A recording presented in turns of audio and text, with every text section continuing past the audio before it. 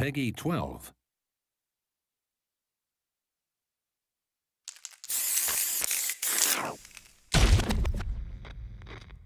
Time to work, time to work.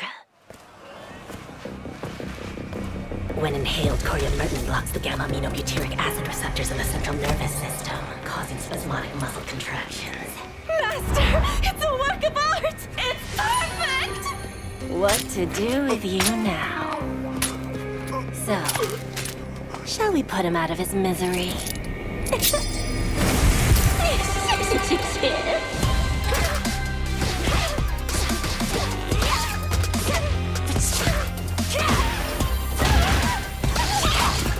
Time for some experimentation. I bet poison would work wonders on you.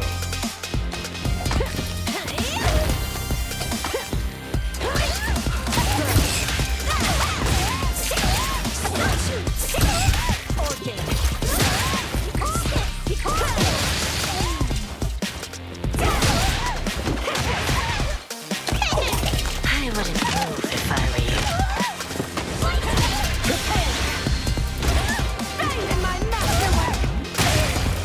Poison's on the menu.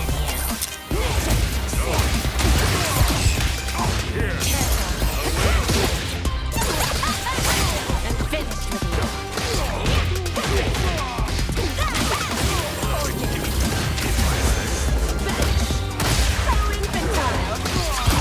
I have you.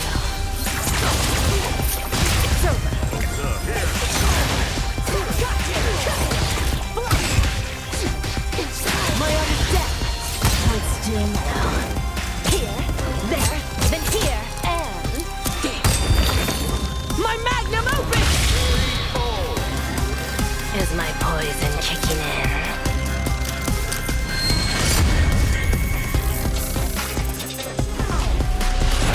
Street Fighter 6.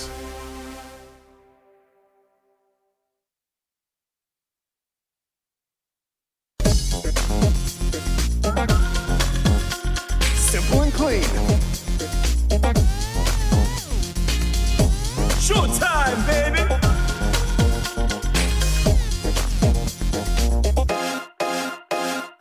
This will be a good fight.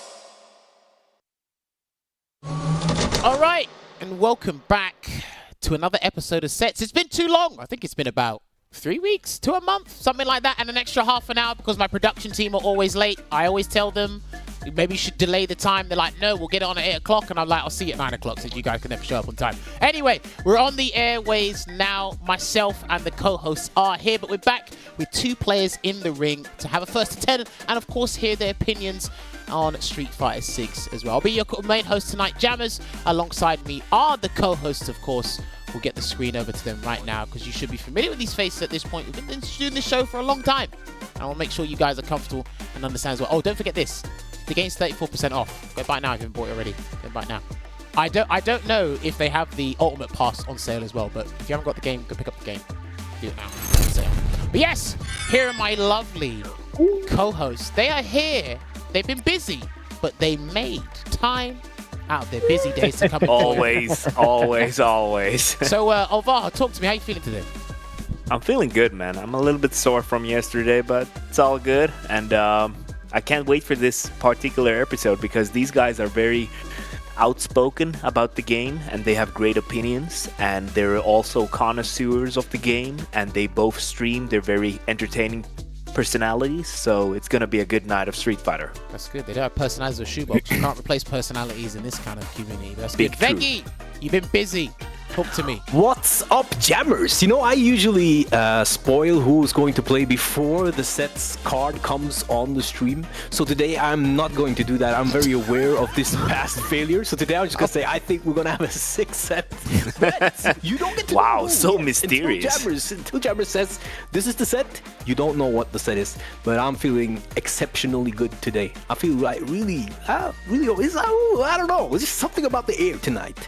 Something in the air tonight. You can feel it in the air tonight. He's definitely had a good day, and hopefully we can end the day on a high with the exhibition we're going to be bringing to you guys. We advertised it over the weekend, and we announced it earlier today, but we'll be rolling the fight card on the screen for you guys very shortly, and we'll talk about a t-shirt too. Something happened over the weekend. Well, two things happened over the weekend. One was a private affair.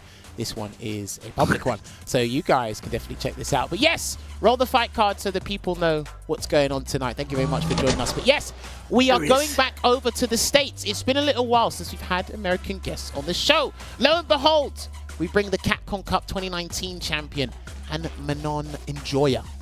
I say that with quotation marks. Manon Enjoyer is coming on with us. And then we have the Dalsim connoisseur. This guy is one of the best Dalsims I see in the game right now. And I had a nice long chat with him at CPT France. But yes, we've got iDom going up against Zaferino. It's great to have these guys on. And I think the community like that we've got these guys on as well. So Veggey, first up with you. First to 10 with Manon versus Dalsim. Do you think we were... Is this a matchup you wanted to see for a little while? I should ask you that question. I actually do want to see it. I remember seeing Luffy beat Mr. Crimson, I think, at one of the offline events early in the game. Like Brussels, I think it was Brussels challenge. Yeah. Yeah. And I was thinking maybe this is like one of those matches where Dalsim struggles heavily. But then I also remember that Dalsim said that Mika was a really hard matchup, but I never saw Mika beat Dalsim in Street Fighter V. So I'm actually... I don't know what to expect, so that makes it particularly exciting. Every round will be like, okay, one round for this character, one round for that character, and it will go on like that until we have a winner. And if it's close, I'm gonna hear anything. If it's one-sided, I might hear some arguments. I might let arguments be made about the matchup, but if it's close, we're closing the matchup book forever on this match. Today is the day. Well, I mean, there's only one way to find out. But Olvaha, talk to me. What about you? How are you feeling about this one? I think it's going to be interesting. I personally feel like just coming back to that later comment about, or like the previous comment about Dalsim versus Mika.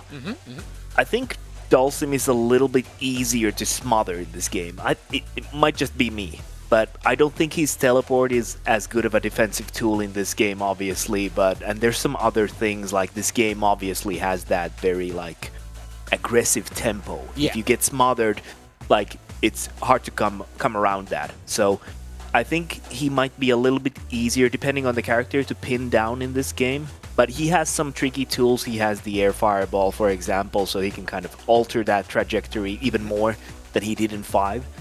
But I think it's gonna be interesting, and I think Manon has, for example, like is it the down forward roundhouse or something where she like she slides and then does the so I've seen some tech revolving around, punishing Dalsim limbs to make yourself come closer to Dalsim as a Manon player. So I've seen some of those as well. So it's going to be interesting. I want to see if iDom is going to use any of that tech and how Zaferino will try to counter the fact that he might be pinned down in the corner against Manon. So it's going to be an interesting dynamic.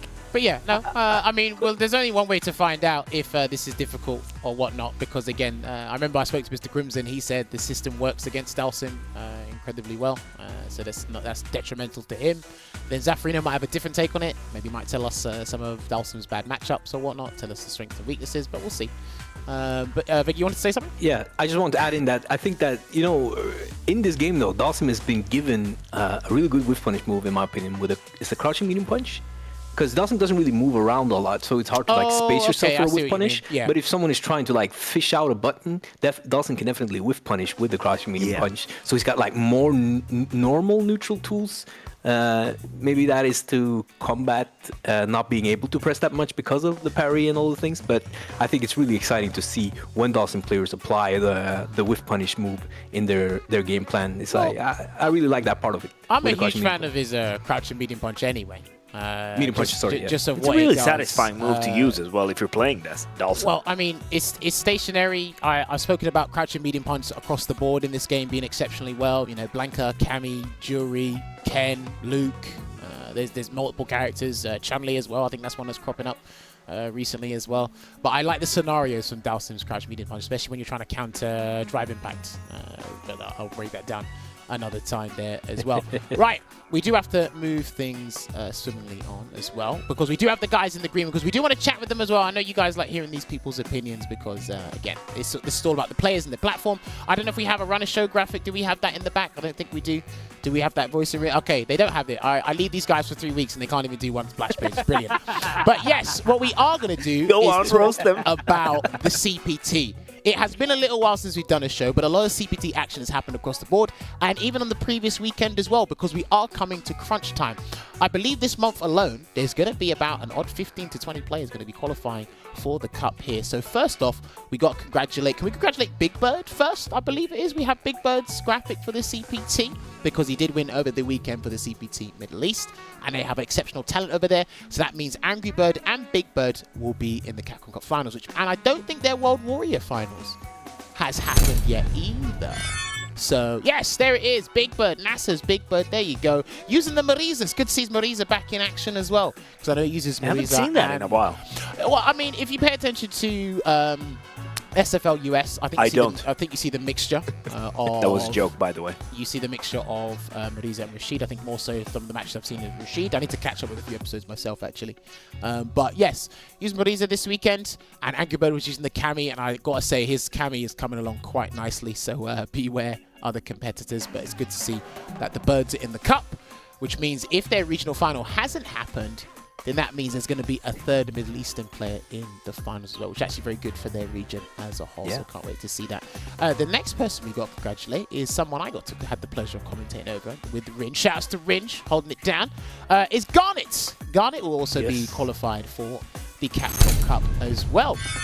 I think he is the first Dalsim player to qualify for the Cup. I could be wrong, but he should be the first Dalsim player there. Great to see him. Now, I did say with Ringe over the weekend, or over that weekend specifically, that Italy is not spoken about enough as a region, as a country in general, because they do have exceptional talent. They're just not they're not one of the superpowers in Europe, and you don't really speak about them on a global scale. Giko did make the finals last year via the World Warrior, representing Italy, but now you'll see Garnet there as well. Heck, you might see another Italian at the Capcom Cup finals. You might not, but it's good to see Garnet there. It's good to see Dalsim, because I'm actually a huge fan of high-level Dalsim in Street Fighter 6. Surprisingly, I didn't think that would be a thing, but hey, anything happened in this timeline. But let's get your thoughts on it. Veggey, what do you think? Dalsim in the Cup? Is that to be expected? I mean, I was at least expecting one Dalsim to be in the Cup in Mr. Crimson, who had was there also a qualifier this weekend from France? Yeah, Val must have won. Val must have won that one. Yeah, Val must have won that one. So, but I think you know, Garnet started playing Dalsim at the end of Street Fighter 5. And I could see why, because just, in case the character is still good or becomes really good in Street Fighter 6. So he's been playing Dalsim for a very long time now. Well, not long compared to other Dalsim mates. But seeing that kind of, that decision, that foresight at the end of Street Fighter 5 come to fruition, or like pay off, was really cool, because his Dalsim has become very strong. I think he had like 2k MR at the end of phase 1 or something like that, and I practiced with him quite a bit, and I think he's just become really strong. So to answer your question, which was completely different than what I just spoken about, is that what was I expecting Dalsim in the Cup? Yes. Was I expecting Garnet to make it with Dalsim? I didn't know what to expect. Am I happy that he qualified? Very happy, very excited. There you go. Thank you for that long-winded answer. Olvaha, what about you? Were you expecting this surprise? I think it was a nice surprise. I think for every region there's like at least one strong Dalsim player, so I was kind of assuming at least one is gonna, sneak their way in with their long limbs. But yeah, I like Veggey said, I would have expected for Mr. Crimson already, or like it was very close at least.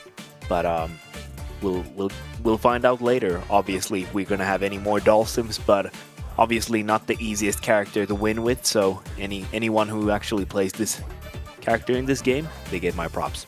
Well, I mean, there's still plenty more places to qualify for the Cup. Maybe Mr. Crimson will make it, maybe not, because he's going to have CPT France very soon. We don't have a graphic for it now, but shouts to Valmaster over the weekend, putting in a dominating performance over Mr. Crimson, dominating 6-0 in the grand final. He's been really reset, strong lately. and of course in the resetted finals there as well. We do have one more graphic because it did happen. I was there, and so was Veggey. CPT France, got to congratulate this guy. I know we did it over the internet, but we got to do it once again because we did it on the show. Shout outs to Chris Wong. Third time is a charm. The saying is true. He went to East Asia Online, he played from home, came second to NL. He went to CPT Singapore, lost to Gachikin, no dice, but on thrice, the third attempt, he did qualify, beating an NRD there. So well played to Chris Wong. Perfect, here you go. I'm not sure if this is completely updated yet, but these are the guys that are qualified right now. They're doing it by the offline and online premieres. And I think if you scroll down on the website, I think it goes and tells you who's qualified via online premieres and the World Warriors. I'm not sure if it's up to date completely or when it will be up to date, but apparently I just got word that it's not up to date yet, but they will be updating it as soon as they possibly can. But yes, you'll have Angry Bird, Gachikin, Chris Wong, no more offline premieres this year. You got Travis Styles, you got Kusanagi, you've got Snake Eyes, you got Dookie, you got NL, Kaba, you got Jabi M, you got Phenom, you got the lot, mate. You've got the lot. So make sure you want to lock in. I don't know if we have the graphic for the dates of the finals. We do actually need to be pushing that from this point onwards, actually, when we are on air, because it will be happening from February 16th, 2024. They're considering your Valentine's Days if you have a relationship. Of course, and then it will How be happening. kind. I know, how considerate. Very considerate. They consider your relationships, and it will be on for 10 days from that point. 9-10 days from that point as well. But then, yes, of course, don't forget, we've had all the CPT action. What we did happen last Friday, I actually couldn't watch it with you guys, but it did happen. You might have seen me on a screen somewhere. We had Street Fighter League Europe happen from SFL on Capcom Fighters. You may have seen my shirt. I might have given it away. I wasn't supposed to give it away, but I gave it away. But yes, I don't know if we have a graphic for that, just announcing that we'll show you guys the date. Of course, it happens every Friday from this point onwards. It will be happening for the next 12 to 13 weeks. I could be wrong. My maths is completely off. But we'll be having SFL. There you go. See, a little shirt there. If I didn't give it away already. Nice shirt, Jammerz. So yeah, thank you very much. Thank you very much. Put it online, exclusive, only for me, F-Word, and Logan. Yeah, there's only three. There's only 3 available, and we had to reserve our spots. Does it come in my size? Maybe it does actually. I don't know. I can't get you one. There you go. Instead, they're going to show us the leaderboard instead. So if you didn't catch the first episode of SFL Europe on Friday, you can catch the archives on Capcom Fighters. What you can also do is check out the leaderboard here. So BK Rog Luffy's team is actually sitting pretty at the top spot. Mr. Crimson's team, BMS, is second. 00 Nation is third. They had a nail-biting set against Team Mouse, winning 25-20.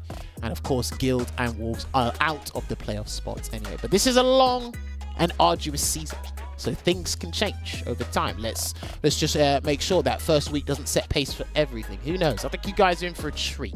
Olvaha, were you able to watch SFL EU over the Friday? I was able to watch some of it. Unfortunately, not all of it, but I really did enjoy the whole presentation and the interviews from the players, and obviously Logan conducting them. So yeah, it was a really good time, and I can't wait to see more, because like Friday is just a perfect day for that. You get off from work and you get home and you just want to unwind and maybe watch some Prime Street Fighter from your Twitch, and it's just a good time. Obviously, it's the cream of the crop of the EU region, so now, can't wait to see how they will develop. True. No, that's a good way of looking at it. Now, Veggey, you and I were there, but I don't know if you watched it as from a spectator's standpoint. That can be very hard for us these days, because obviously you're involved in the project. But were you able to catch it last Friday at all? Or? Last Friday, we had weekend visitors, so I actually only I didn't watch it. I couldn't. I'm sorry. Listen, I'm not gonna agree for not watching something you were part of. Look, I was at a wedding last Friday. The wedding actually started as SFL went live. So yeah, he's so sorry about it. Catch it. Forgive me, Jammerz. You let us all down, boy. I took price laughing. Yeah, no. You know, actually, what was my favorite part about the first episode? Talk to me. When Lord Venom was playing and Veggey started laughing. I mean, when does Veggey not laugh? Dude, that was the best. The thing is, what will happen is Problem X did it last year with Broski Oro. He just laughed at people who couldn't deal with Oro. And I think now you see 00 Nation At least they're having a whale of a time watching Lord Venom just go nuts on everybody else, because I'm pretty sure that was planned weeks or months in advance, saying yes, we'll just let him just go nuts on the rest of the European scene. And I hope that Lord Venom lives up to his name. At least, again, he had a decent performance at the CPT Online for Europe Northeast, and I'm hoping you guys get to see his performances or his skill in full effect when it comes round for the weeks to come by as well. But yes, like we said, catch up with the archives on twitch.tv/CatConfires or the YouTube channel. You've got to check the live section. I don't know if they're going to split up the matches and whatnot. Now, someone made a fair point. EU SFL needs the fourth player rule. I completely agree. I keep asking the teams about that, because you have 4 players and 3 are utilized. And it's like, okay. So SFL US, for those of you that don't know, SFL US have 3 matches that you play. They're mandatory matches, of course. The point match, the middle match, the anchor match. And the 4th match, if it goes to that tiebreaker, the person who hasn't played plays that match. Now, Veggey, I don't know what your thoughts on that are. Do you think they should just use a strong player, or actually utilize the 4th player that hasn't played it? I think both are like, in my book. I think both are reasonable. Like if from to make it more like forcing every player to be involved in every set. If it comes to that, I think that's fine. But I also don't mind. It's kind of cool to watch like the best player on both teams playing a 1-to-1. So okay, fair. I mean, not for you if you're on the team playing, but if you're watching, it's exciting, because it all comes down to a 1-to-1. That's kind of cool. So I think both are fine, but I could see the argument for having the 4th player play a tiebreaker, so that you don't have any players playing twice in a single set. Yeah. Oh, okay. The teams are trying to win, and there's a lot of money on the line, so I don't necessarily blame them. You kind of want your, if you can pick, you want your strongest player for that tiebreaker, and it's kind of tactics. Yeah, it kind of makes sense as well. It's like you send your strongest force for the battle. For the strongest warrior. Yeah. Listen. You want to put your best foot forward, and you want to make sure you're at your well best and you're well equipped for the scenario. And if you've got the person to do that, if they've got to run it back in a 1-to-1 instead of 1-to-2 or 1-to-3, then so be it. But yeah, no, look forward to that, honestly.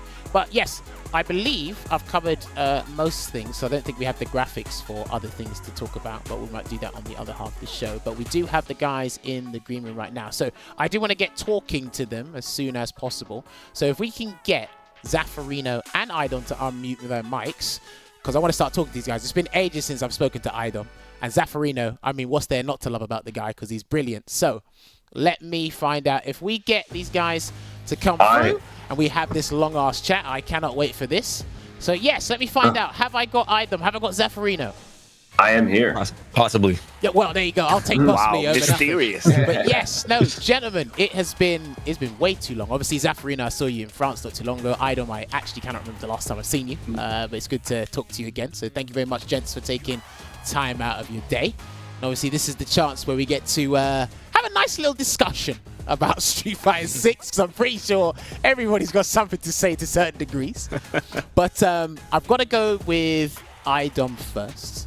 Now, iDom, I feel I've watched you a lot. I like tuning your streams, especially late at night. But I feel you've been on the negative end of things, because people like to put you out of context. Some of these clips are hilarious, by the way. But I do feel you get your opinions and something gets put out of context, because you, right at the end of the clip, you haven't got something nice to say. But it's within reason. Now, my first thing is, why have you stuck with Manon for so long when everybody jumped ship? That's probably the nicest way to put it. Okay, I enjoy playing Manon. I think she is a cool design character. I've played quite a few characters in this game. In the beta, I was playing Jury, but Jury is not really, the nicest way to put it, exciting. I tried Luke. I played Kimberly for a while. Then I started playing Manon. I've been playing JP recently, but I have the most fun playing Manon. Okay. Now, is it safe to say that basically everyone else is mundane, but Manon offers you something a little bit more? Is it safe to say that? Yeah, I think it's pretty safe to say. Okay, now my next thing is, because obviously I used to play Manon before I completely jumped ship. And listen, the only two inspirations I have left on Manon are you and Random from Germany. That's it. So when I watch you two Manon, I'm like, oh, okay, I'll press down medium punch again for another 10 times and then turn it off. But that's Especially just if they're burnt out.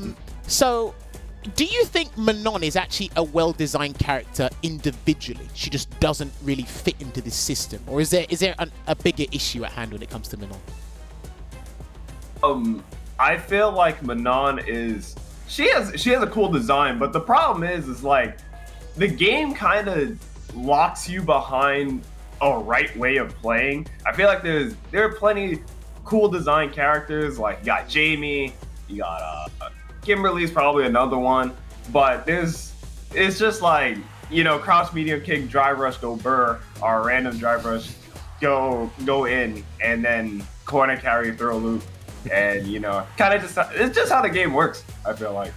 So it's more of to me, that sounds like it's more of a system thing than individuals. Because I've been saying this on commentary for a little while when I watch Manon's, like the 2 or 3 Manons I see on camera, is I think fundamentally she's great. I think she's got good buttons, the conversions are decent, they actually build onto what she needs to do, but she's already handicapped at the start because of the mechanic.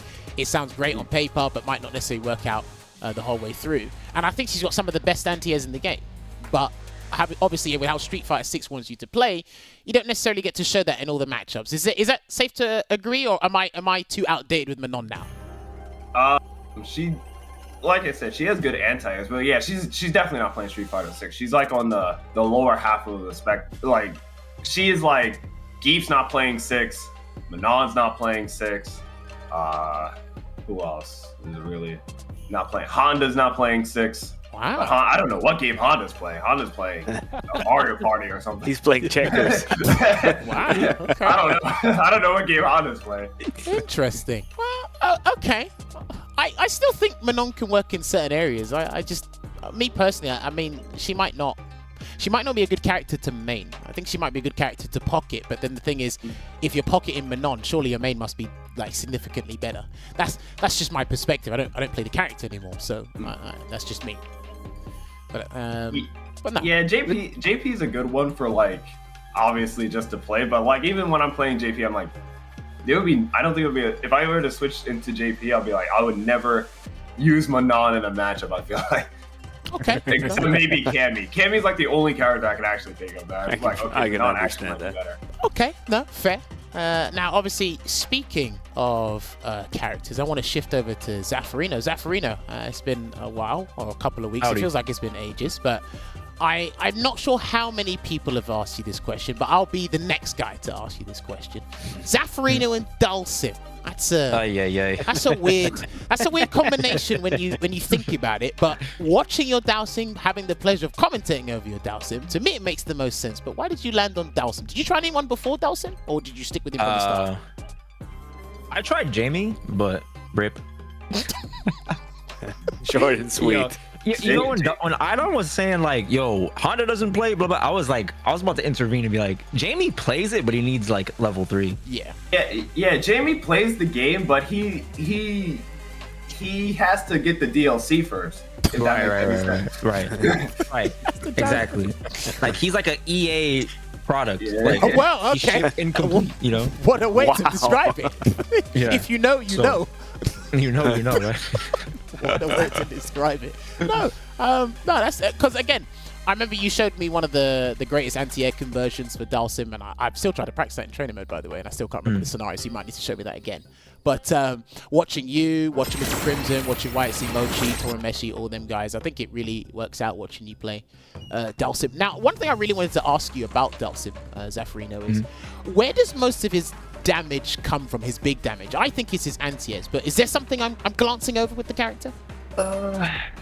So there's levels to his anti-air game. I think that none of the Dulcim players have mastered Blast anti-air. I think like I'm the closest to mastering it, but I think that's going to be the way we unlock his damage for his anti-airs.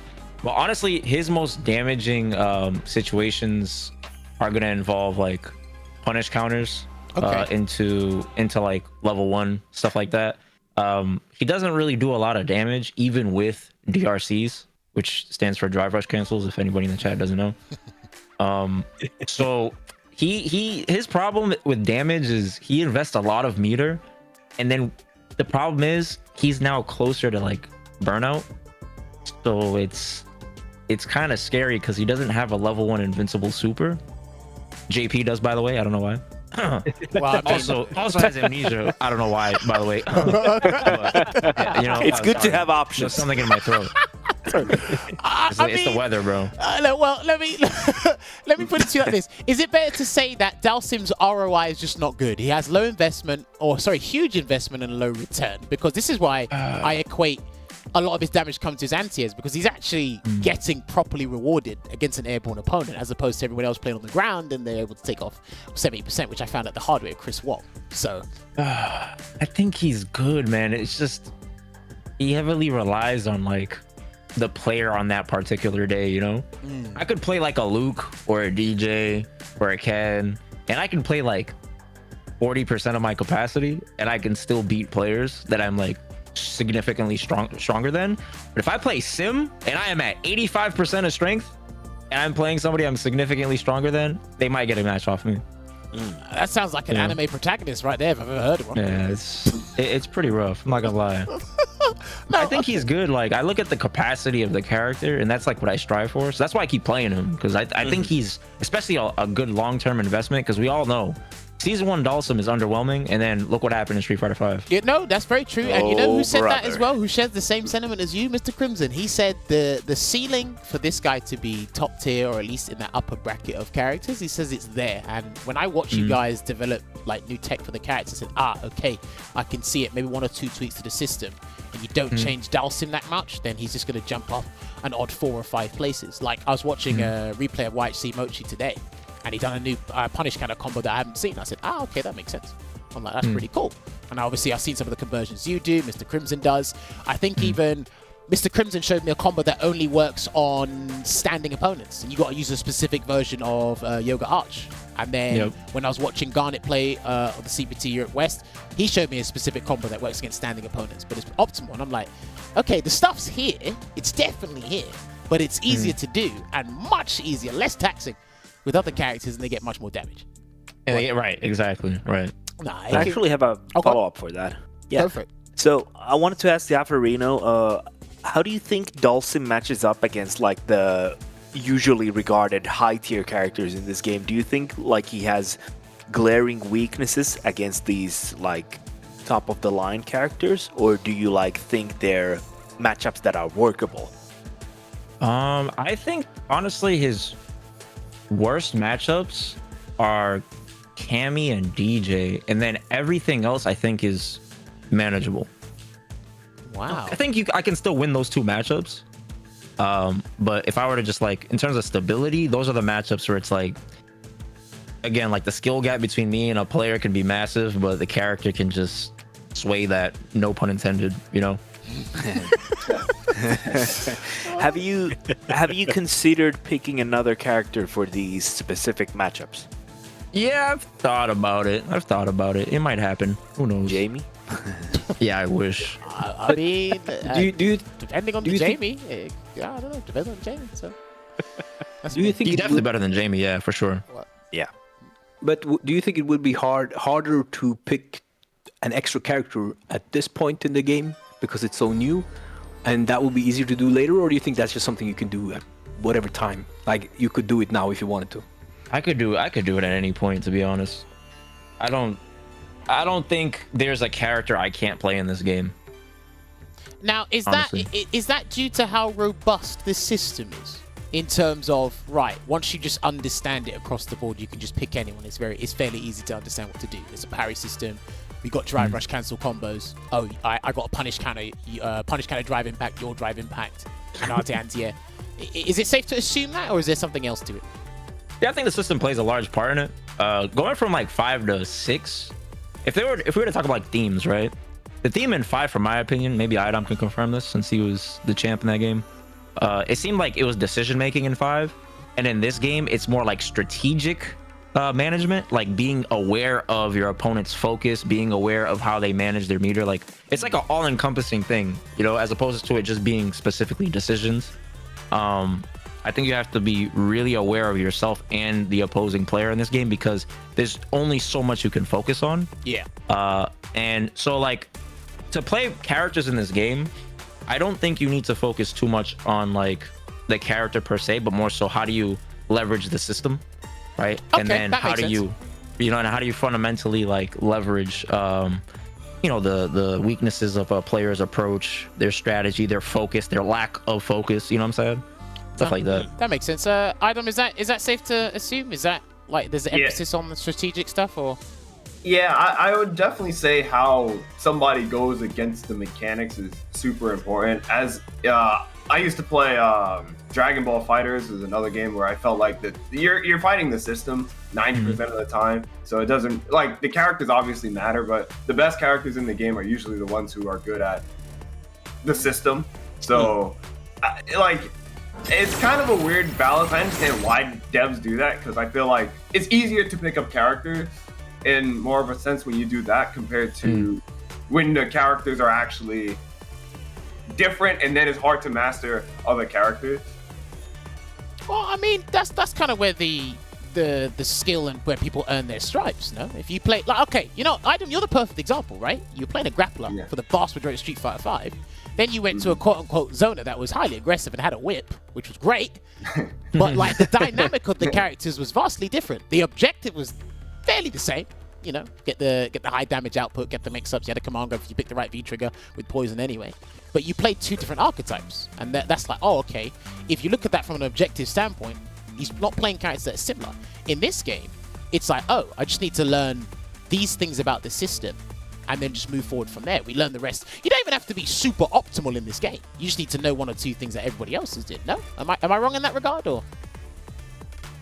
It's the system too good. Like perfect parry, I feel like system too good. That's the only way I can put it. System too strong. Perfect parry make you tear out your hair. Dry rush will make you tear out your hair. It doesn't matter. System too strong. So, all right, indulge me then. If the system is too good, where does the focus need to come into? Does it need to be focused on the characters, or do you think it needs to be slight adjustments to the system? Because again, people say change the system, but some of the takes I've seen online, I think you lot need to be paying $10 to tweet about your opinions. All the people who have suggestions about changing the system, they're all horrible. I look at it, I'm like, they're all terrible. Based. If they change the game the way that people on Twitter complain, the game, I don't even understand what will happen. But like I said, not my problem. I feel like that's it's way above your pay grade. It's definitely above your pay grade. I don't know how to fix the system, but I would change something. That's all I know. That's an honest man. No, I know. I highly respect it. Now, another thing I wanted to ask you, iDom, because I didn't actually realize this until I heard you say it, and I'm going to ask in a very unorthodox way. Mirror matches in Street Fighter 6. Now, I remember one of your streams, it might have been a YouTube video I seen, where you mentioned Luke and Ken is basically a mirror match. It's just different skins. Do you mind elaborating on that? Are there more mirror matches in this game than we realize? Or was that just a iDom having a iDom rants moment? Subscribe for $3.99. That cheap? I think there is a... The reason I said Luke and Ken are basically a mirror match is because they're playing the same. Let's be real. They have the same game plan. And I throw Jury in there as well. But Jury is obviously not as talked about as Luke and Ken. Jury just doesn't, I guess, hit as hard as Luke and have the corny carry as Ken. But I feel like when I play no matter what fighting game I play, I just feel like when you pick a character has an inherent game plan that you always want to go towards. And that's kind of like the way the character is supposed to be played. Like Manon, get metal. Dalsum, keep the person out. Ryu, strong fireball game. Luke, Ken, and Jury are all cross medium kick, drive rush, corner, rolling. And it's just like, oh, well, that's their game plan. That's why I think they're all kind of the same character. Okay, interesting. So I think maybe in that regard, they might need to change some things about each character individually. I will say one thing, because like Luke can't really do fireball drive rush because of how Sandblaster works, but that's just semantics at this point, because obviously but Jury can do drive rush medium kick, Ken's doing drive rush jab, and Luke is doing drive rush crouch medium punch or suppressor. No, you are right. You are right. Listen, I'm not gonna lie about that. Hey, listen, I don't play either character. I just watch them and watch you guys lose about 70% of your life bar and think about your drive gauge instead. I didn't check the drive rush. Well, I should have reacted faster. That's what my chat told me. I mean, look, it's like Zaferino was alluding to before. It's very interesting what this game wants you to focus on and what you're, because people can't focus on everything. It is difficult as a spectator. And maybe they focus on a lot of things in regards to the spectators because it's like, oh, cool, the guy finally found an opening. But from a player angle, it's like, did he find the opening or was it something I just couldn't focus on because of how powerful all the tools are? I think it's a very robust system. Is everything a bit too powerful? I guess that's a case-by-case basis. Because some people might say parry's fine. Some people will say change the parry. Remember, before the game came out, people said drive impact was the problem. And look where we are 6 months down the line. So those are all the silver players. Let's be real. Those are all the silver. I'm not trying to be mean to my silver players, but those are all the silver players. Let's be real. Nerf drive impact. Maybe not. Right. iDom just called me a silver player, by the way. You're not a fan of drive impact? I feel like that's the only balance mechanic. maybe not. Now, there is 2 more questions I want to ask before we go to break. Now, the other one I'll ask is Zaferino. We got to go back to Zaferino because I know Zaferino's had a, you want to call it controversial opinion? I know it was definitely misunderstood. But brother. I've got to ask you, Zaferino, what is your opinion on modern controls? Let me preface this, okay? I am. Oh wow! As a politician, I stand with the modern players, and I think that they should be able to play fighting games. All right, but you have my vote. I don't like it you have in my competitive play, bro. I don't like it in competitive but play, man. why is it? Does it slow the game down too much for you? Does it just speed makes it the too game much not for you? fun, man. It's just the game slows to a snail's pace, man, and it just becomes a weird waiting game. It's like the same problems with Street Fighter V with like explosive play because our V triggers start to pop up again because it's like you're just sitting there waiting because everything you do can potentially be countered with a 1-button reaction. Okay. Fair. I can see that. I mean, no, it's a valid argument. Would you, if you were to change it but still keep modern controls like viable in tournament play, would you reduce the damage even more? Would you lock off even more tool sets? Is there a suggestion or? I mean, somebody said like something really interesting. They were like, maybe what you should do is like when you input it, it still takes up the amount of frames it would take to do a regular input. Ah. Okay. And I was like, okay, that's pretty interesting. I still feel like it would kind of bypass that to some degree, but I mean, yeah, I just don't like the idea of like it kind of removes the margin of error. Yes. That makes fighting games beautiful is like somebody, being able to execute something under pressure, somebody being able to be just consistent with, their execution and following through, like, and being able to have presence of mind to, let's say, DP something in a really difficult or tricky situation. It's like just kind of like a slap in the face, in my opinion. Just like as a competitive player, like you sit there, you train something, and then you got somebody that never played fighting games before, and they can just cross-cut DP with 1 button. It's like, what? So I can picture Zaferino's face saying that last part. He's like, hold on a minute. Yeah, it's like, come on, man. You were DP until you didn't know what it was until yesterday. Like, what? I can definitely see that side of the coin where you think consistency also in that regard becomes a little less more valuable because it's not as rare, because you can always kind of turn back into those modern controls if you feel like. Well, like, yeah. I do want to look into it. I've been messing around with modern Dalsum recently. Wow. I just want to see what characters lose and what they can actually do. And Yoga Blast and Anti-Air and modern controls is actually pretty fun to do. I'm not going to lie. But iDom, what about you? Do you share the same sentiment on modern controls, or do you just want to grab people and get to level 5? I don't really care about modern controls. I feel like it's cool that people get into the game with modern, but I feel like it kind of doesn't matter in my opinion. I mean, cool that Capcom made it, but it's whatever in my opinion. Okay. I don't really care. I feel like if you know how to play fighting games, you're hindering yourself playing modern. I feel like if you're new, it's good. But if you've been playing fighting games for like 5+ years, playing modern kind of doesn't make any sense. Have you told that to Haitani in the stream at all? I was just about to say that. Bro, I feel like Haitani, top 8 finish. He would have probably got top 8 anyway. I feel like. You reckon? Yeah, if he was on Classic, he would have probably got top 8 anyway. Wow. Okay. I might have to hold you on that opinion. Because I want to move on to the next question before we go to break. Right, Zaferino, you first. What's your top 5 characters in the game? I feel like this is everybody's top 5, right? It's for it. always going to be No, JP. it's the same character. Hold on, It's always hold gonna on. be Let him answer. JP. It's always going to be Luke. It's always going to be Ken. This is not in order, by the way. No, go for it. JP, Luke, Ken. That the second and third are interchangeable. I think JP is numero uno. Yeah, JP, Ken, Luke, yeah. and then I'd say DJ. And then the 5th is like, I guess, the Wild West. That can be Chun. That can be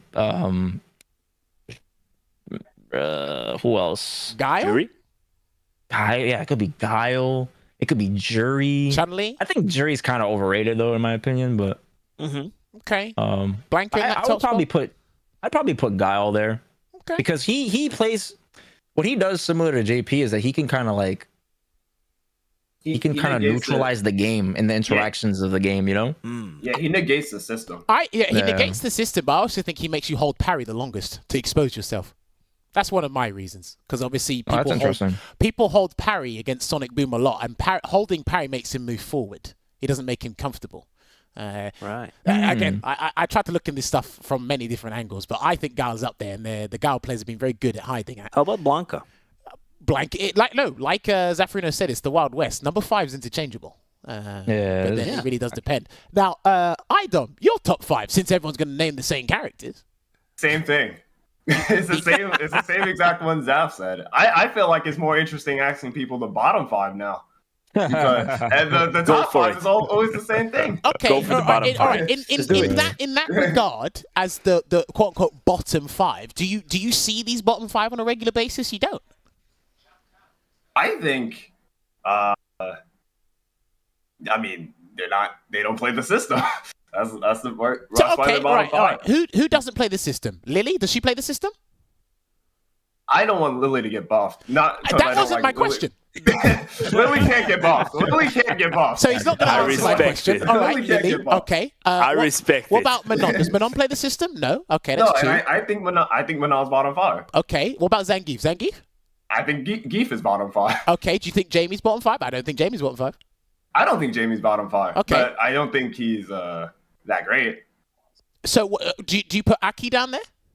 I think Aki's bottom 5. Wow. Damn. Wow. Yeah. I mean, hey, listen, that New York pizza's getting to your head, man. You might need to give me some of that New York pizza. Right. Who else would be? Who am I missing? So we had Lily, Manon, Geef, Aki. Who else? We're missing someone. Honda's bottom 5. Honda's a minigame. Honda's actually just a minigame every time you play. But wait, hang on. See, I don't want to delay. Zangief. I don't want to elongate this too much because this is why I like talking to iDom, because he needs to die on this hill. So if Honda is a minigame, what's JP then? Is he an amusement park? He's a big game. It's a mega game. He's not a mini game. He's a big game. If Honda's a mini game, JP must be an amusement park. You got to talk to me, iDom. I don't think JP's the best. I don't think JP is the best, and I do think JP is the most interesting top tier in the game. I will give him that much. All the other top tiers are so like straightforward and doing the same thing. At least JP's interesting. I know I picked up JP recently, but I'm not even trying to be a JP down player. He's interesting at least. I can't. The downplaying starts really quickly. Yeah, that was crazy. Bro, he switched characters. He's already saying. I can't. Yeah, the agenda. I can smell it. Do you know what? I think Mena might need to open up a seat in the. What does Mena call it? The Ministry of Propaganda?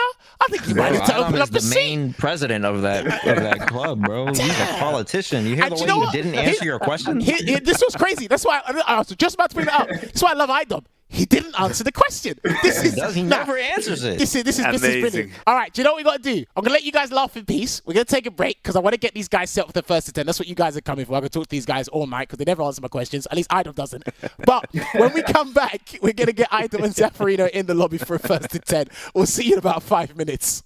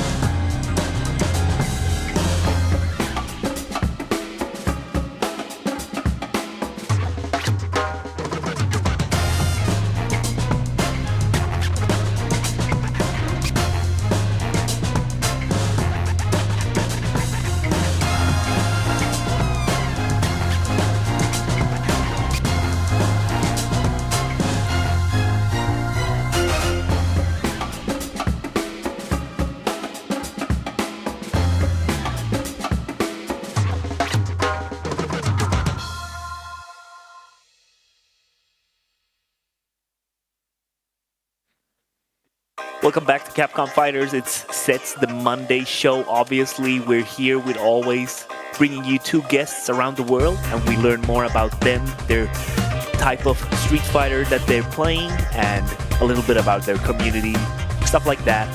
We learned a fair bit of interesting stuff in the last interview. For example, we learned that JP is basically the most interesting man in the world.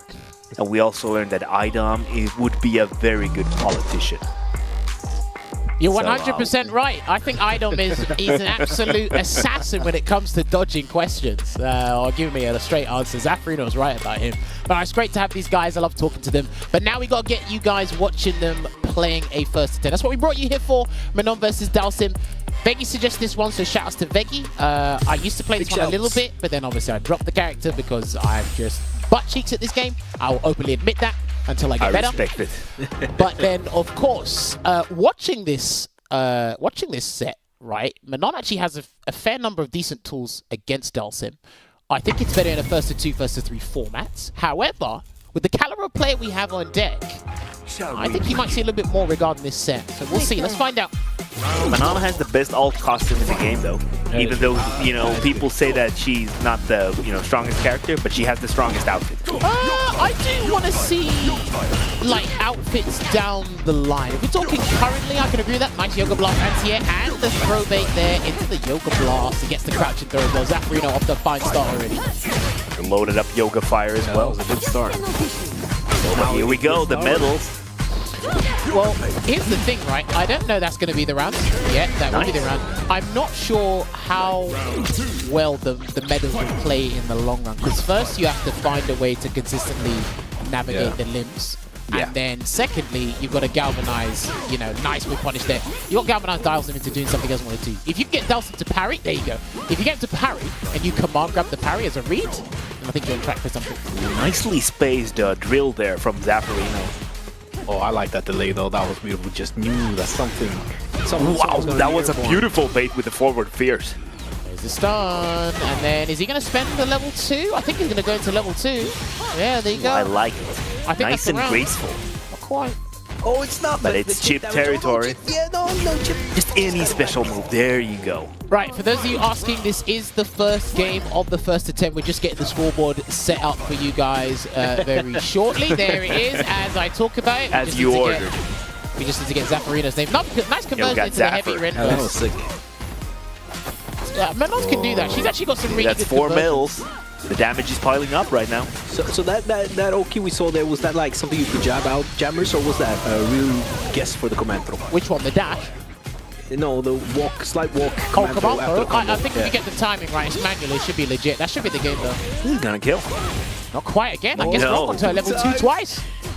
Nice dash. That's such a great dash. Just, because yeah. You know that Zaferino is so scared to get hit by anything like a light or anything. He's just not going to be thinking about the dash and get perfect. close There enough you to go. put that mix up. Yeah. Right, the other thing I was going to mention as well is people say, like, get rid of the training stage. This is what they've done in SF6. The stage changes at random, so they're playing on one stage on both their own setups.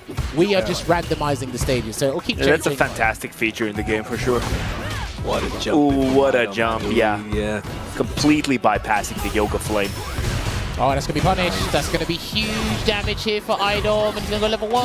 Yes, he will. Using all the meter, that's smart because obviously it's at the end of the round. The exact same point for three rounds or 4 rounds straight for at the end there. That was That's so crazy cool to that see. he's gone optimal, but there's just been a slight misjudgment. I don't even know if he knows if it's going to like take the round or not. So Maybe it's just worth it when you just need that one hit, like any limb you snuff out and he would punish anything. we punish counter DI. Can he burn him out? I think he should have burned him out. I think he should have burned him out. There you go. He got it anyway. There's no. That could have been punished, by the way. The stand face target combo, even a burnout. Just missed it. I think it's something that was just okay. I think, yeah. Oi. Interesting drive reversal there. Big drive impact though.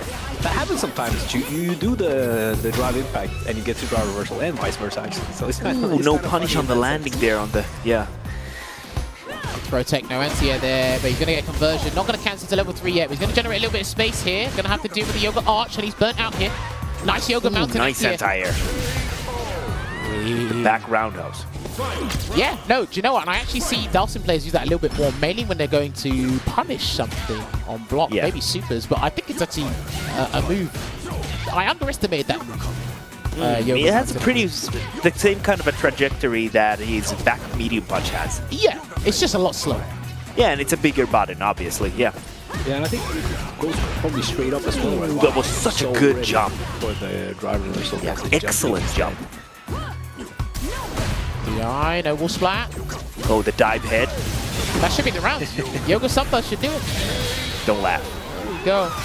This is the thing, we've seen it a fair bit whenever Zaferino's tried to teleport, iDom tried to jab him out of it and whatnot, so he's got to worry about for that from the Yoga Mummy at least to teleport anyway, but I can definitely see this going the distance. I think maybe after like game 4, game 5, we may see a win streak from one of the 2 players, but... Ooh, now that was clean. Bypassing the projectile there, smart from iDom. Yeah, that's the second time he's done that conversion, so he definitely knows his stuff. There's a perfect parry. Oh, he Just misses the punch Yoga though, Blast. Yeah. Too far away, maybe? Well, it moves you Yeah, forward. definitely too far away. I'm not sure if all versions of the Yoga Blast move you forward, but I think he wanted to teleport Oki afterwards. That's why he went for the blast. Oh, nice. The same side makes up. Crouch and throw. Let's see. Start. Ooh, the meaty fireball. That one's sick. Because there's two ways to beat it. Like when you have jabs out, just keep pressing until you have 3 hits. That was a drive. surgical setup. All right, listen, that was the meatiest fireball, and he's going to punish counter DI him again. He's going to take him straight to the corner. Yeah, he's going to take it straight to the corner with the level 2. I like the corner carry on this. That's decent. I like that. Come on, Grab. I think there's been a lot of talk about like how Manon players should go for level 2 to get the most damage compared to like canceling a combo into level 3 because of the scaling. So Yeah. I can see it in action. All right, there we go. Blocks the stone roundhouse and then whiffs a Yoga Flame, and he Nice gets caught work. out by a DI again. And this is it. Mr. Crimson was telling me this a few weeks ago. It's like DI really hurts this character. If you get too comfortable throwing out his limbs, and you're not gonna like not use his limbs entirely in a set, you have to use them. DI, that's gonna make your mind the vast majority of the time. Well, many of the limbs are castable into drive impact, right? It was a really No, good crouch, level crouch, 2 once medium again by punch, iDom. stand light kick, stand roundhouse, they're all special cancelable limbs. Yeah, so if you medium throw punch them is out a- as well, it becomes a little bit risky for the opponent to just... It's not like just an answer, you do the drive impact. You have to be a read that this button is coming again, right? Oh, what They a will flow. throw And he's out gonna the get heavy a Yeah, huge that was really combo good here. float from Zaferino. And that's a huge choice, because if iDom went to go for like a back fierce and then convert from that would have been a little bit different. But he's going to take on 45% here. You can set up Yoga Arch. Nice DI. Ooh, just barely moving out of the fireball's way. He's got 5 medals. Oh, the dive head failing. No, that's it! He did the 2 lights, and then he done the EX command go for the extra range, and that's actually a very good footsie tool. You just got to know when and where to use it. But it's 2-1 to iDom at the moment. iDom is really good at stopping the corner float escape options from Dawson, like where he puts himself up in the corner and then maybe teleports, maybe just stays there, floats. He's just so ready, just looking for it, getting that EX anti-air or anti-air in. I also like to see how Zaferino is utilizing Dawson's different normal throws. He has 3 different throws. Yes, back throw, forward throw, crouch and throw. I like that he's got the... It looks like he's definitely studied the crouch and throw Oki Yeah, he's situations. using the crouching throw. We gotta ask about that. Nice Maybe jump. it's for like, you know, the spacing and the pushback. Maybe. We'll ask him that. We'll note that one down. Drive rush in. He gets it close. And this is why I like Manon's drive rush up close, because it's one of the slowest ones in the game. Nice doing it block up on the close overhead as from Zaferino. Doing it as one of them as an extended footsie tool is actually not that bad for Manon. Nice, so ready was again. so He's good. just so trained to look for anything airborne, especially when Dawson is in the corner, getting full mileage out of that. What is the move name called? Which one? The one where she kicks up in the air. Oh, it's called Rond Point. Run point? Yeah, Rond Point. R-O-N-D. Rond Point. Okay. I might have some other questions about move names later, Jammerz, so just be ready. Well, I mean, we got the best. We got the best in the business. You Yeah, best that's hope what I I know mean. what the move name's actually called. Oh, I know you know. And he's going to go into the And level because 3. you know, we know. Yeah. I think he Everyone can... knows. No, he can comfortably set up Yoga Arch here, actually. Unless iDom doesn't wake up level 1, he can do Yoga Arch again. Oh, he's going to Yoga Fire instead. That's actually probably stop the level 1. Nice patience, yeah. This Gets time the the Yoga burnout. Mummy hitting its way home. Dude, It's like the first time. Is he going to get Sorry. another perfect? No, he isn't. Is he? No, okay, no. Oh, okay, forward fierce. That was so lucky Nice. for iDom. Yeah, get He off already me, committed the drive to reversal. Drive reversal, yeah, and iDom had done something unsafe, but got saved by the bell. They're almost out of burnout. now. It's gonna be big. There it is, the Yoga Comet. It's those drive impacts where you're just like, I just need something, and you forget that anything that you could get would kill you. Well, what I It like happens to the best about of us. Zaferino's gameplay is one of the things I like that he really does the most is buffer crouch fierce into drive rush after certain situations, as well as when he decides to float on defense. So It's not as obvious as it was in Street Fighter V. Obviously, you have to kind of pick hold your on. He's gonna spend. pick your places. Oh no, he's gonna get the Oki and then command grab. Oh, yeah, I had a feeling the command grab was coming because he Dude, didn't mind to walk. disgusting round. And that is the command throw I was wondering. Can you interrupt that if you see it's coming? But you have to commit to like a wake up button. Yeah, I and even then, understand. But if she it's does like a throw in Street Fighter 5. Yeah, but here's the thing. Yeah. Command grabs have different ranges. So if he does No, like I maybe understand. the light version of the EX version, it might meet you. Conversion again. Nice yeah, 2 bars. conversion, yeah. He's so optimal with those. Always ready to pick up. Really fighting out of the corner. Great teleport out. That was still kind of expecting the fireball to hit. Yeah. Could have probably shimmied there too. He'd let the fireball do the work. Nice with punish. That's what I like to see with Dhalsim now. They have the opportunity to... They don't have the movement speed to make you whiff, but they have the buttons to make you whiff, and then they can be ready with the crouching press. I really like seeing that from Dhalsim in this game. That button is a great addition to Dhalsim's game. See, I like as well, when Zaferino goes up close, he changes the limbs he has to use. Because Manon can actually punish Dhalsim Stand Fierce with her level 1, but it's only from a particular range. Nice check. Yeah, that was great. Yoga Blast for the Oki as well, canceling into the level 3. Yeah, gonna hit him with that Merciless Yoga Super Arc. What's he gonna set up this time round? Is he gonna do a Yoga Arch again? Yeah, there's the Yoga Arch. Yeah, that's a great tool for this matchup, it seems. Oh, he can lose this very quickly. He can lose this very quickly. And if he doesn't backdash, he's in trouble. And oh boy. Oh, that's so spooky. That is so spooky. Nice. This round just melted away, and it's just like that sometimes. Especially with Dhalsim, you need to be actually like you have to have this in your head, like the idea that you can lose the round anytime, even if you space everything perfectly. You might just have it slip from your grasp. You can win the game off of one knockdown. You can lose the game off of one knockdown. That's just how it works. But especially for Dhalsim, I feel. Well, I mean, like with Manon, she when she does her arbitrary her sweep, the spin.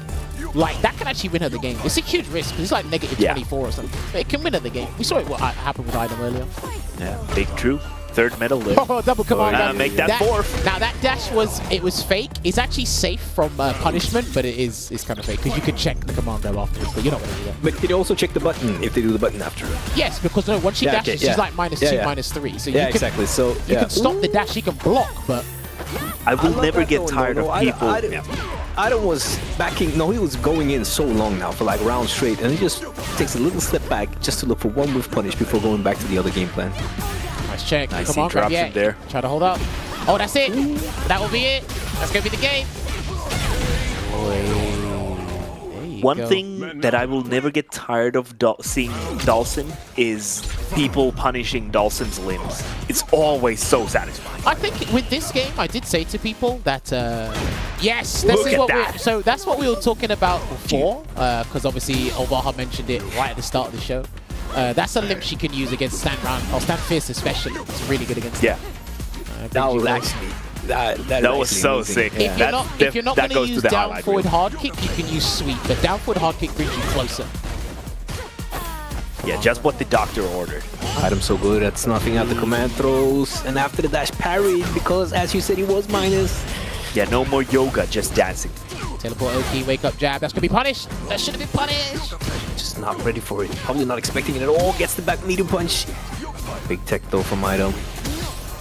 Spinning a drive bar is getting closer to burnout. It's kind of dangerous. Blocking is dangerous right now. Nice. Well, he can't drive reversal because he doesn't want to put himself in burnout. And Dhalsim's drive reversal. Oh, did he block? Ooh, no, he didn't. He tried to jump. Oh, so unfortunate. When things finally go his way in this round, and iDom is just ready with the reversal super. I mean, look, man, like, it's against Dhalsim, so, like, Manaz to take... do this all day. She has to do them Hail Mary risks sometimes. Yeah. Even when she's got some cool answers against the limbs. Oh, nice! All those fireballs just to bait out that one. Spaced it out with punish. What a great start from Zaferino. All that for a drop of blood. Yeah. She seems to have really good answers to the float with her. Is it a standing medium punch? That's stand light punch. Yeah. And then get the juggle after. Ooh, big float though. Already. Yeah. Zaferino definitely noticed some things that he could take to his advantage this round. Looking good here. He's got a level 3 stocked as well, so if Zaferino gets a good start, he can probably get a conversion. He's going to go into the lights of the Yoga Blast, but he needs a fat conversion before he goes into level 3, so he needs like a heavy. And all of this started from him doing the float into heavy punch because he's seen the stand light punch anti-air so many times and he probably knows that the heavy punch is going to snuff that out. This is great adaptations. Right. Okay, this is what I was talking about, right? So he backdashed, he got a conversion from a heavy into the level 3. So now it will be guess for the round, actually. The ball's really in his strong court, for Zaferino unless right iDom now. wakes up with a sweep. The ball's in his court. Okay. Oh, that's a sick finisher, though. Go, he done Yoga Arch again. Now, that's the thing. I didn't think he'd do it only because iDom won a round because he woke up and did the light the Gage, the sweep, the spin, and he lost. So Nice back medium punch. Just Always gotta be ready for that when you play with Dhalsim. Definitely. Nice air to air as well. Trying to create some ground, gets it with a Sneaky crouching medium there. kick. That's great. look at the drive gauge he's taken away though. He's stealing that. I think like Dhalsim in this game just eats up your drive meter if you allow him. Yeah, definitely agreeing. I think being low on drive gauge is a lot worse than being low on life against Dhalsim. Yeah, it feels insufferable. It really is stressful. Nice wake up jab. Teleport Oki, no, okay. Goes back recover instead, and this could be the round. That Nice should have been the float round. again. Yeah, he's really picking those spots. He really should have closed out the round there. He should have burnt himself out and closed out the round, Zaferino, but I don't Let's think see if he can close it now. Really like how he's going on the offense. so Even though active. He just needs one hit. It's not gonna leave it to chance getting hit by the sweep or something else into dead. He's just taking that hit himself, staying aggressive. Well, I mean, he's got a large amount of hit stun from, I like to call it the rubber band, his float jump fit. He's got a lot of It's hit so stun. active in this game. It's such a great tool. Side swap, let me see it. Let me see the side swap. Yeah. There you go. Let's go. And that was even counter drive impact after the stab medium point. So it's definitely not something you can just do as an offender. pressure. Over Flame, I like this pressure from Zaferino right now. The EX Yoga Comet still able to do roundhouse from air. He's in there. One command grab. He's a level 3 now. Good block. That's Nice block on the overhead. listen, Yeah, he's dude. seen that a few times. Dude, it's safe on block, so he can parry. And that's, Oh, that was a he missed, misconfirm. yeah, That was a misconfirm, definitely. so that should be the round. And since we're not Got a cash out now, Zaferino. There you since go. we're not in those early weeks, we're not gonna see that last hit him. Right? We're waiting for it. Definitely waiting for all that offense to finish. What do you mean? punishing. It's like I still get hit by that. It happens, man. It happens, but I have my moments. It's time for the payout, big payout. Wait, what? What happened? it's 4 apiece. Oh, Love the the Yoga Yoga Blast. Blast. Dude, there's the Yoga Blast anti he was talking about. That's the second or What a third bait. time he's done that, but Yeah, he's trying to unlock the secrets of yoga. No, he's really found so many places where he can get an opening from. The stuff that Beautiful worked on round him from earlier. Zaferino right now. The meaty drive impact as well. Into the crouch fierce, into blast, into victory. this is exactly why we had to get Zaferino on the show. Like, I love watching this guy's Dhalsim, no matter where. Yeah, he's so surgical with every single tool. Was that punishable in block? That target combo? I think it's like -5, so I believe it is. Just gotta be ready. Oh. Can't be ready for that overhead every time. It's just too fast. It's interesting that whoever wins the round makes it look like it's impossible for the opponent. That's that kind of matchup. Yeah. Like, iDom winning with Banan, it looks like you couldn't do anything. And the same when Zaferino is taking his rounds. But I guess Use the yoga mummy to teleport back because it is special cancelable. I guess you'll kind of get those polarizing matchups, or at least aspects of the matchup. Yeah. It's very hard for the other guy to come back, but he'll get to throw. Nice back. Nice. There's the parry again. Gets Jumps out over the with yoga teleport. mummy to no avail though.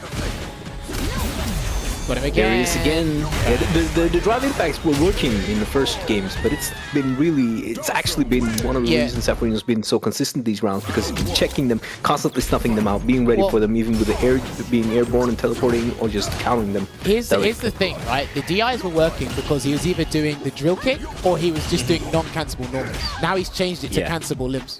And and I was then gonna say and then that he just Veggey cancels brought- it to drive rush cancel, so you can see it. So he's just changed the way how he identifies the situation.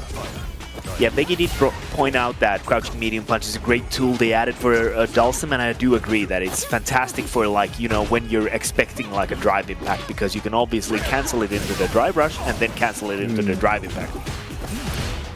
And that's why I think that even though the heavies of Dhalsim have risk and the mediums that aren't cancelable, it's also very risky to be the one doing the drive impact, as there are so many of them who are cancelable. I can't believe we haven't said that. It's been beautifully even so far. 5-4. Oh, Zaferino's trying to get a 2-game buffer here, because Dhalsim could definitely use that in a set like this, but I like that iDom and Manon is keeping this that was entertaining. Gets the crouching throw again. He's been landing that crouching for a fair number of times here. He's trying to make this set out of reach. I see what you did there. I love it. That was great, Olvaha. Nice jump medium kick. And so yeah, he's not going to spend Yeah, he's gonna get another level here. And Yeah, I again, think it's smart he didn't go for any more meter in that situation. Minus kind of DI. He keeps going for the jump follow-up. Interesting. Yeah, level 4. He can't stun him yet, because, yeah, alright, there you go. Now is the time. I didn't think he was going to make it obvious with the stun, because obviously Zaferino had level 3, but here, obviously, he was fixated on other things, or observing other things. So it's going to allow iDom to equalize the round, but it leaves him at a huge disadvantage here. Yeah. Oh, no. Okay. What? Yeah, because of the scaling went directly into it, right? There you go, the pushback, yeah. Anyway, he had to parry that. I tell you what, I guess. Yeah. you might think iDom's at a disadvantage here, but he isn't. Because Zaferino has super, if iDom lands one command grab, it's equivalent to his super. Absolutely. But Non's not at a disadvantage here, actually. He just needs to get More the command grab. disadvantage, though. Nice Oh, my conversion days. once again. He's so good. What a great jump from Zaferino! Goes into level 3 though. But yeah, as you said, like iDom is one hit or one command throw away from just even taking the life feedback. Yeah, I think if he lands the command grab, that's going to be the same amount of damage that combo did. I think he's going to be that's gonna be spooky. He's hungry for the command grab as well. Yeah, but he needs to eat this Oki first. He's hungry, but he needs to eat the Oki I first. told you, like, it's too obvious. Okay, I literally But at the same paid time, attention. yeah. But at the same time, the two obvious command throws should work because it's so obvious that the other player should think that you're never gonna do it. So there is, even on obvious command throw, I think there is a mix-up. It's just, it looks worse on your end. But I mean, if it's obvious, you shouldn't do it, so you shouldn't try to evade it, right? No, but it's like, this is why Zaferino, you gotta give credit to where he was doing the floats for the punish. Did you see that side switch? That was wild. Nice medium. The drill kick, that was a punish? Yeah. Wow, I thought that was a relatively Yeah, I safe was drill kick. surprised. I thought it was safe. Go, gonna get a level there, level 3. That's a nice medal to end the round on. So. Just checking it with the stand medium punch. He's gonna try and frustrate iDom into committing to something that he'll be able to counter momentarily. Could be DI, could be something else. Yoga blast Oki into the teleport. There you go. Just in time for a trade. Good combo from the trade overhead. Zaferino knows he's evaded command throws quite a few times, so he stays on the ground this Yeah, time. he slips out of the corner like that. that. Very nice. Really I love this pressure, by the way. The upward fireball. It's so cool in those corner situations. Oh, nice. We're punished there with the sweep. The double dash into the command grab or button is actually legit, so that should be the round. The reset and another failed calculation gets the anti. So close to kill. Oh my god, the Hail Mary sweep. Point blank, and you could see Dhalsim animation from standing up as the sweep landed. So it was just like, Yeah, he was like, screw it, let's go. Blocking it would have worked out. I'm not afraid to die. Zaferino must be a little bit annoyed Witness by that randoms knockdown. Yes, I would be so annoyed. Item was like, witness me. I'm not afraid. Watch me, I'll do it. I'll sweep just right next to you. Let's go. Okay, try to do the yoga lance. Didn't quite work out there. Gonna get the life lead though still. Roundhouse. Oh, nice. Yeah, frustrating here for Cheers, iDom. there you go. He can't jump now. So many bro, limbs right now. I literally just said you can't jump now. Come on. He didn't hear you, obviously. You get so frustrated that even when you know you're gonna die for it, you might just maybe this time. It's like, I know why I'm mad, but I can't help but getting mad. Alright, just trying to chip away at that drive gauge. Yeah, that's what the parry was good. A little bit too long, yeah. Yeah, I like it. do you know what? He was inclined to do that because he's about to put in burnout, and he took the risk, got the level 3, landed it. He's gonna get bar and a half back, so I'll take Yeah, this. that's clutch, yeah. They're both kind of good. That was a scary whiff from Zaferino. Loaded up Yoga Fire. Probably trying to get the perfect parries on those. He just waited too long while walking forward. Yeah, now he's gonna have to eat all these Yoga Fireballs. I think he's gonna try. I think he wants to try and spin through a projectile again. But yeah, I knew it. Oh my! Sorry. Oh man, I was just watching the situation pan out. I'm like, jumping hasn't worked. He can't whip punish. He's got to spin through a fireball. It's not. I don't think it's gonna work out. It didn't work out. Jammerz, this only proves that Manon shared the same brain. Well, clearly, I don't even play the character anymore. Nice punish, nice confirm, I should say. Perfect parry. And there is the perfect He's so parry. enlightened. Yeah, I feel like Zaferino is just really flowing right now. He just feels He's the moment unraveling and he the gets secrets right, of yoga right now. He really is. Stretching. Stretching. Breathing So flames. much stretching. Oh, with double flames that come back when you jump. He's so limber right now. You He's know what? so limber. Yeah, he got him There again. it is. Got him I'm not again. gonna hear the talk that Drive Impact destroys Dhalsim, because if anything, Drive Impact has done the opposite of destroying Dhalsim in this set. Look, there's a couple of characters. I kind of attribute this to JP mainly. JP, you think you could drive impact him, but you can't because he recovers all the time. What Zaferino's doing is he's frustrating you into doing a DI, and then he changes the button that's cancelable. That's what he's doing. So it makes it easier. You can still DI Dhalsim. I mean, you could DI any character, but it's not like Nice a Dhalsim patience thing, from iDom is what this I'm time. saying. Oh, okay. Teleport. Yoga Mommy hitting home, just teleporting back. Catching iDom off guard there for a moment. He's getting frustrated here, iDom, more and more as the set goes on. We're looking at some 8-5 leads here, and that might be... Nice. No, and he's still clean. alive. He's just about alive here. That was 3 hits. I think he's just about alive. Yeah, just about. And even take like a Drive Impact counter to counter. Oh, Hassel, that was great. Yeah, no, blocking. if That was such if great Zaferino blocking. does a DI and iDom wants to DI back, he can do so. Yeah. Dude, he's trying to make this a Yoga 3-0 lead right now. Oh, what a jump out and gets the drive reversal. Get off me. Yeah. Just trying to build some bar back. Trying to hold it. Nice, bro. This is so tight. What's it gonna Cancel be? it. Are we gonna see something absolutely insane right now, or are we just gonna get... Yoga obstacle course. Yeah, it really Wait, is. Hardest difficult. There it is! Wait, hold on. He's got no super, right? And he can try and dash up command grab, and Zaferino can try and escape. I don't think he's gonna wake up parry. iDom has to do Hail Mary. Dash up and do something. Oh, it's working out. He got him. It's backing around. He got him. Yo. It was what Olvaha said. It was the yoga Obstacle course. Yeah, on the hardest difficulty because you had no life. Listen, Hardcore. some people just love that game called Cuphead, you know? They were good at it. Oh, nice. This is gonna be the change. Oh, this would be such a shame if iDom doesn't take this game. Yeah, that was such a sick confirm Dude, too. one day my dream is to sing the La La La with you guys. I mean, we could do that on Discord We if could you have want. done it now. We should have done it. Now Maybe gotta we'll do it get next another time. chance. Yeah. Wait. I mean, it took 12 games, but we might get lucky. Wait. See, I don't know. He's going to navigate the limb part of the obstacle course here, but he gets the conversion into the medium Degage. Wake up buttons there from Zap. Nice blocking and Nice back off. Yeah, he wanted that the whoosh back. pushback is so crazy. Oh, not a big conversion, but keeps the OK, gets whip punished or even just buffered out there. iDom, what's it gonna be? Nice tech. Put the crouch Ready throw for there. it. Ooh, just had to eat that. Level 1? No, I mean, level 1 wouldn't have worked there. He might have tried to that's jump what I again. He might have tried to press the button or something. But it's 8-5 to Zaferino. Yeah, it's Yoga 8-5.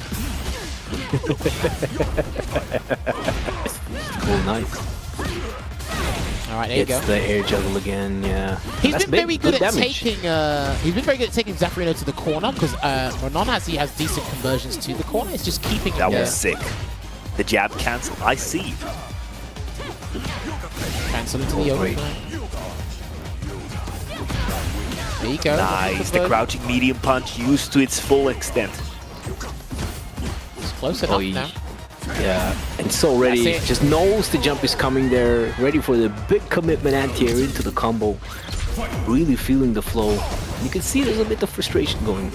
Well, on yeah, either because side. as the set goes on, it's like Zaferino's able to identify how iDom wants to get in, but how Manon just gets in on Dhalsim in general. Oh, and then he has Ooh, the that this perfect time he timing on uses the drain. parries. Yeah. Your meter down the flush. All right, back for it. Oh, that's unfortunate. Oh, there you go. Dash, back, medium punch. Yeah, the cover, That was the over way like it a covers crossover your back. here. Yeah. Fantastic. Nice, gets the conversion. His, Yeah, the corner carry.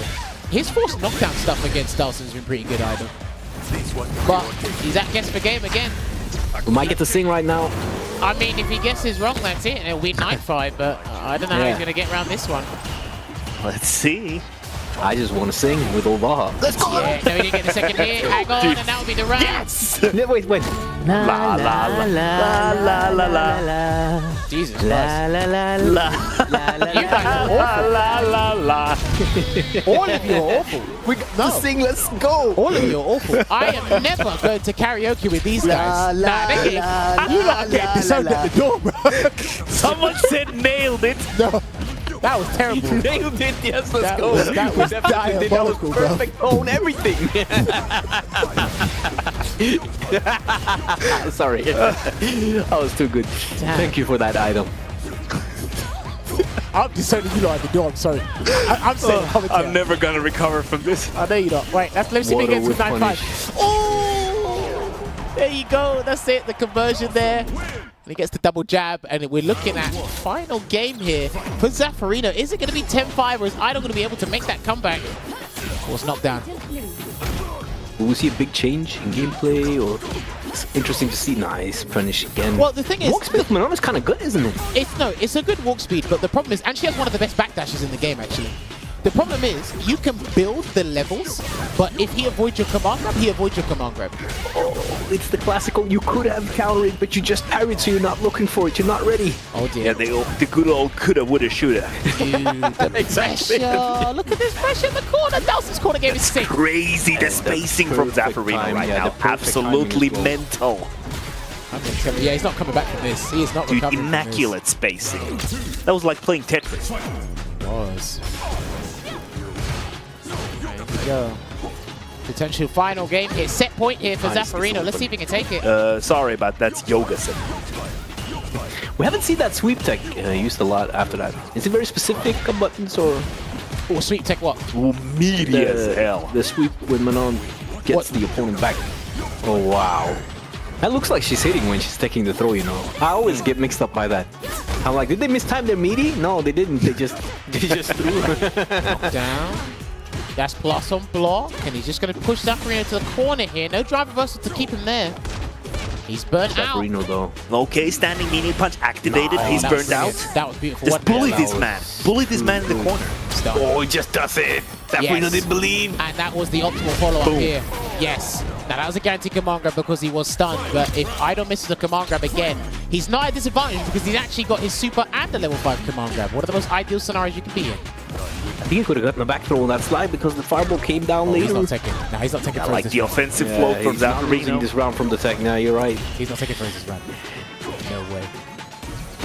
We Oh, punished too nice, far. but there's nothing from it. Yeah. Oh, and he's almost burnt out here. Whoa, it's a big hit though with no I can't conversion. believe he didn't Oh, convert he off missed that. it. Yeah, Yeah, there he knew you he was go. going to try and punish it. And you can punish that Dude, with stand just light do kick, it. though. Just do it. Tries to shimmy. Oh, gets hit by the delay low stagger pressure. Hail Mary. Oh, no. What an empty jump. This is huge. And No, I he think- just locked alone. Hold on.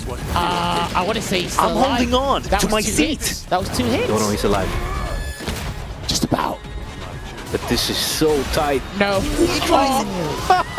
Oh, man. Man said the special feature on the album, Yoga Arch, came and did his monologue. Sorry, I got my tongue tied. But he done it there, and I don't know why we've got a video of Flash Metroid on the screen. Ah, that's the thing I was looking for. Brilliant. I don't know what this production team's doing today, but we got the screen there eventually.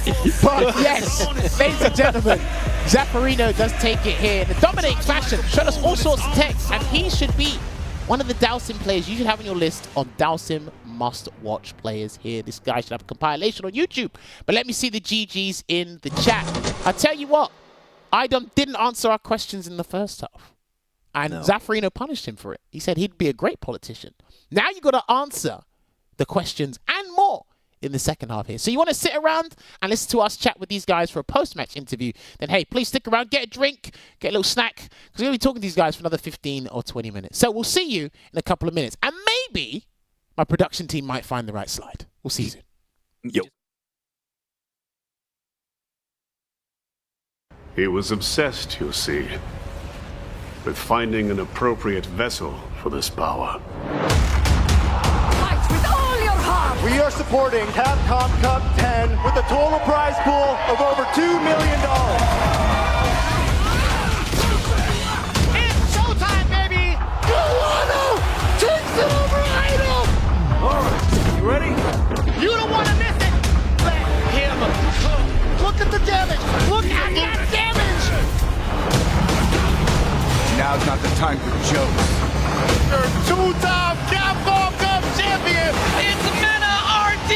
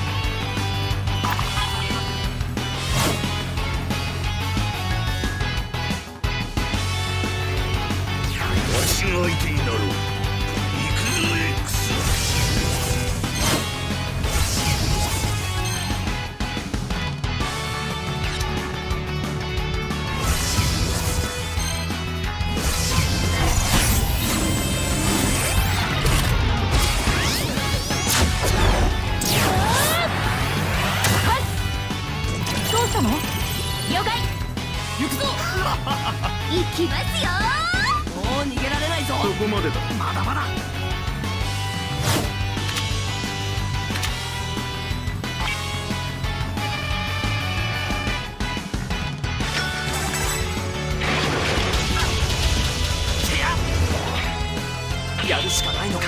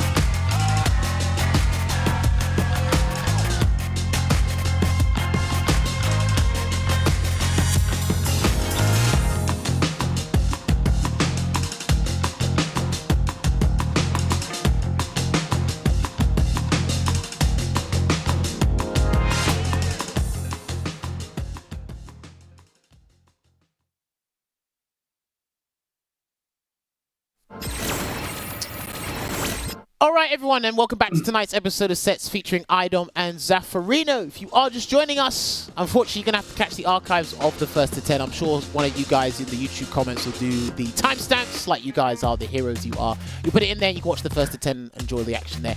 But now we're here for the post-match interview where we get to talk to these guys further about the matchup, as well as ask them some closing questions because we are on a limited time here. But have I got iDom, Zaferino? Can you guys hear me loud and clear? Yeah. Yes, sir. Perfect, perfect. So, Zaferino, congratulations on winning that in a dominating fashion. I always learn something new each and every time from your Dalsim, so you give me more hope that this character can brighten my day when I watch people suffer against him. No offense, iDom, but because I love iDom. I love watching Dalsim in this game, but I love iDom. So it's just like, it's a bit crazy. But my first thing I wanted to ask you, Zaferino, is your perspective going against Manon? Is this a favorable matchup for Dalsim? Is it slightly even? Like, walk me through the matchup. I think Dalsim wins it because I don't really have much to worry about in neutral. And then I obviously outrange her. And one of Manon's strengths, iDom can attest to this, is her hitboxes on her pokes. But the thing is I'm never in range to really give him that leverage.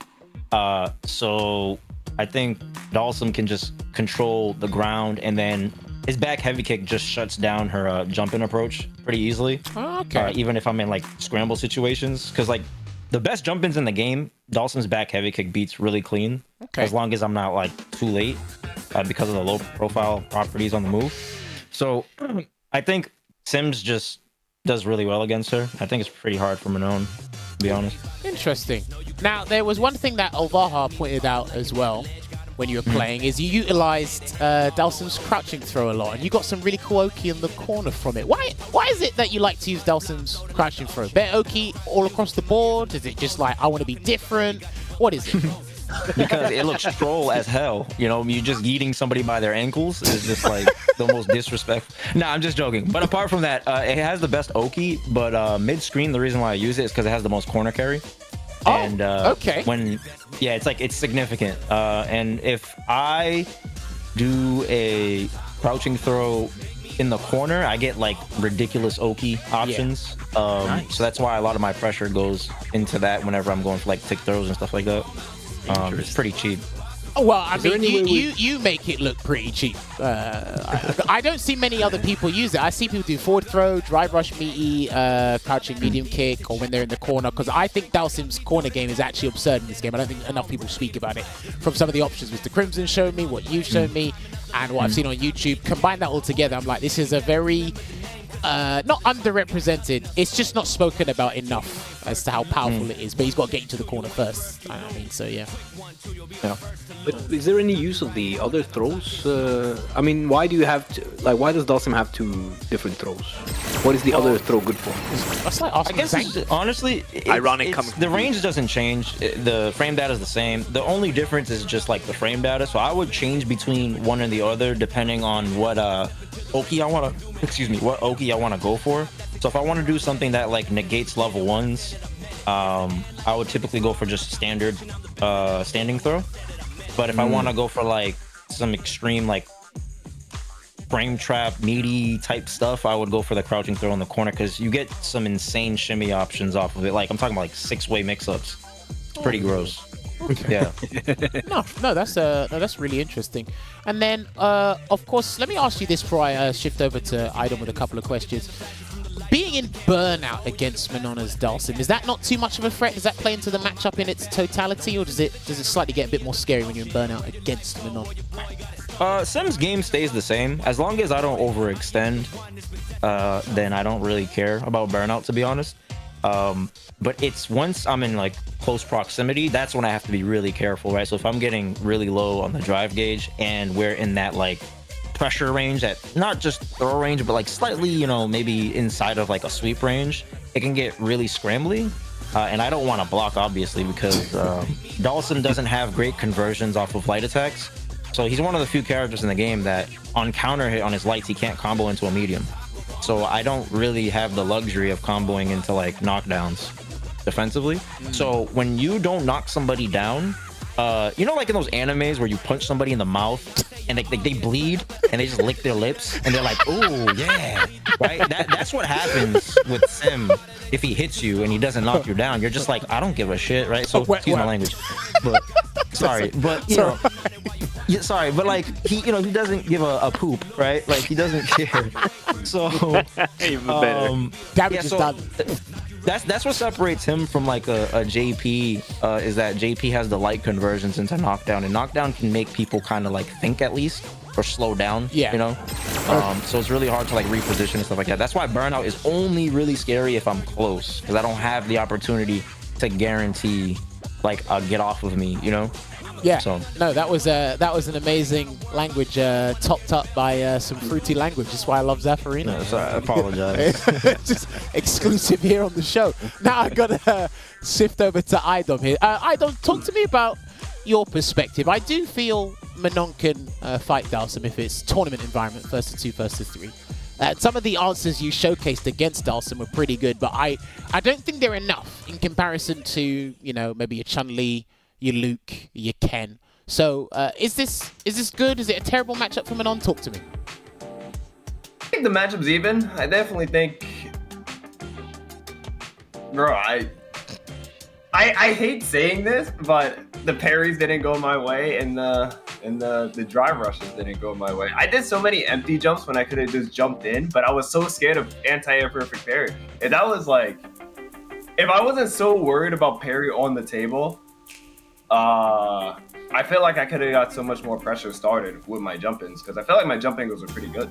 Yeah, no, I think your jump-ins are pretty good. I felt like I just did a lot of empty jumps, and I got kind of screwed over because he never parried. So I just got back thrown, which my test to is a mini game, and it'd be like that. It's just a lot of like, I don't know what's gonna happen kind of thing. Yeah. More so, I just want to be like, okay, I'm playing against Dalsum. I got a good jump in. His anti-air is too slow for me for him to really do anything. So I deserve this jump in kind of scenario. I mean, I think that's what the game likes to throw at people's faces every time. They like to do the reverse Uno card. When you think you've earned something, the parry's there just waiting for you, in the vast majority of scenarios anyway. And again, you set up the mind game, but the parry counters it. And I think this goes back to your point of, you know, you're fighting the system half the time. Because, I think your jumpers are really good. I thought Zaferino's anti-airs for the vast majority of the time were really good.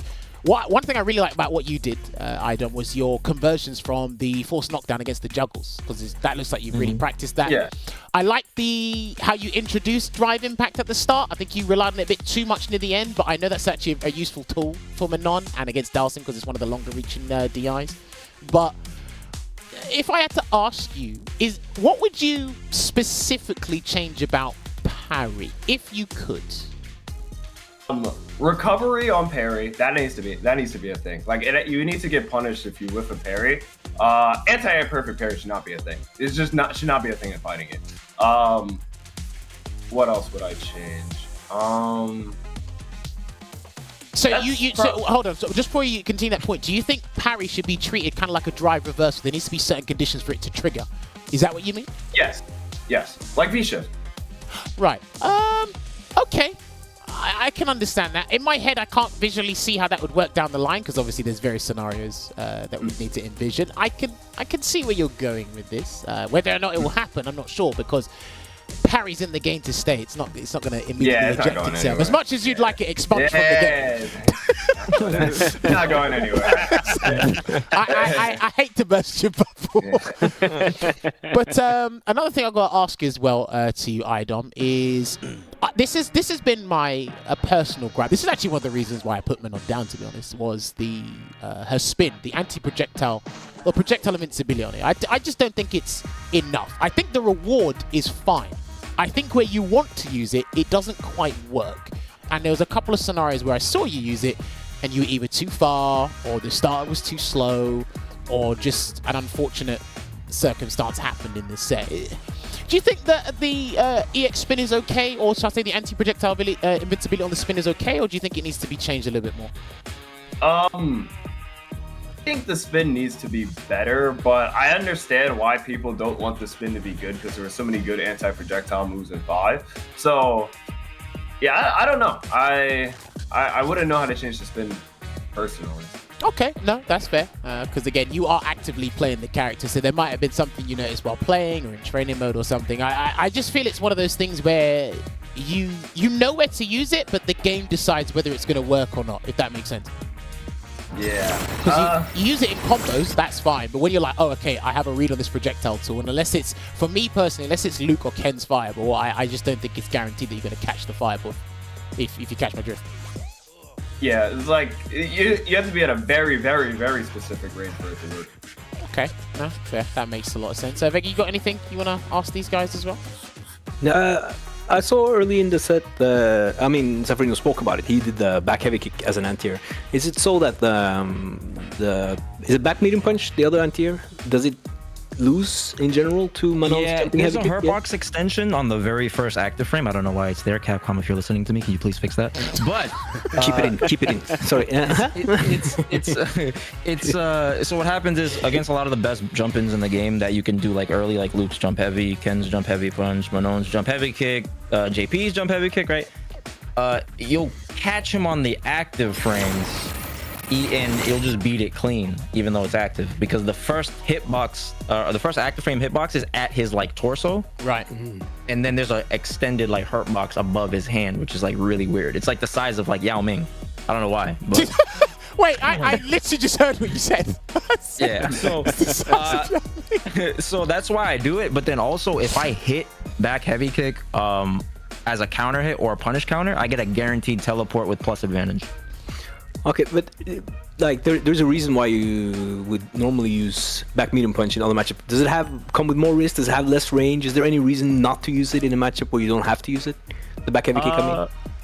If I've committed to something and I don't trust the timing of the back medium punch, if I don't think I'm gonna do it soon enough to anti-air consistently, I'll just do back heavy kick because it's more consistent.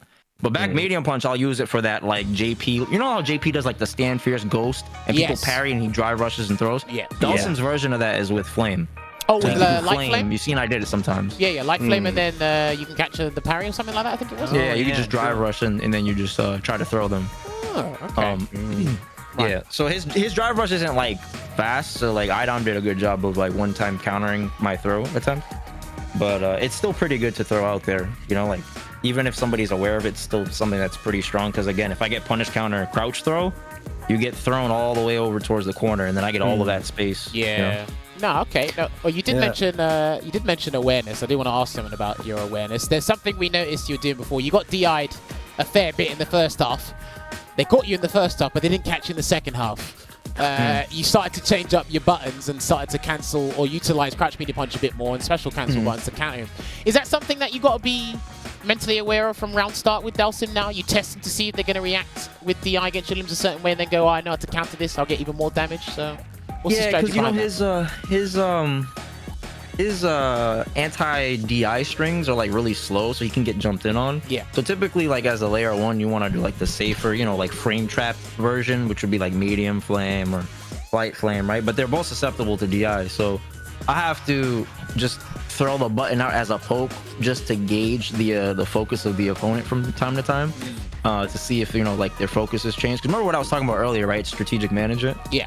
So I have to be able to pinpoint like what is on iDom's mind at a given moment, because that is gonna help me dictate how I gauge my risk management in the moment. Because again, if Dhalsim gets knocked down in the corner with no level 1, no level 2, it's really rough. Wow.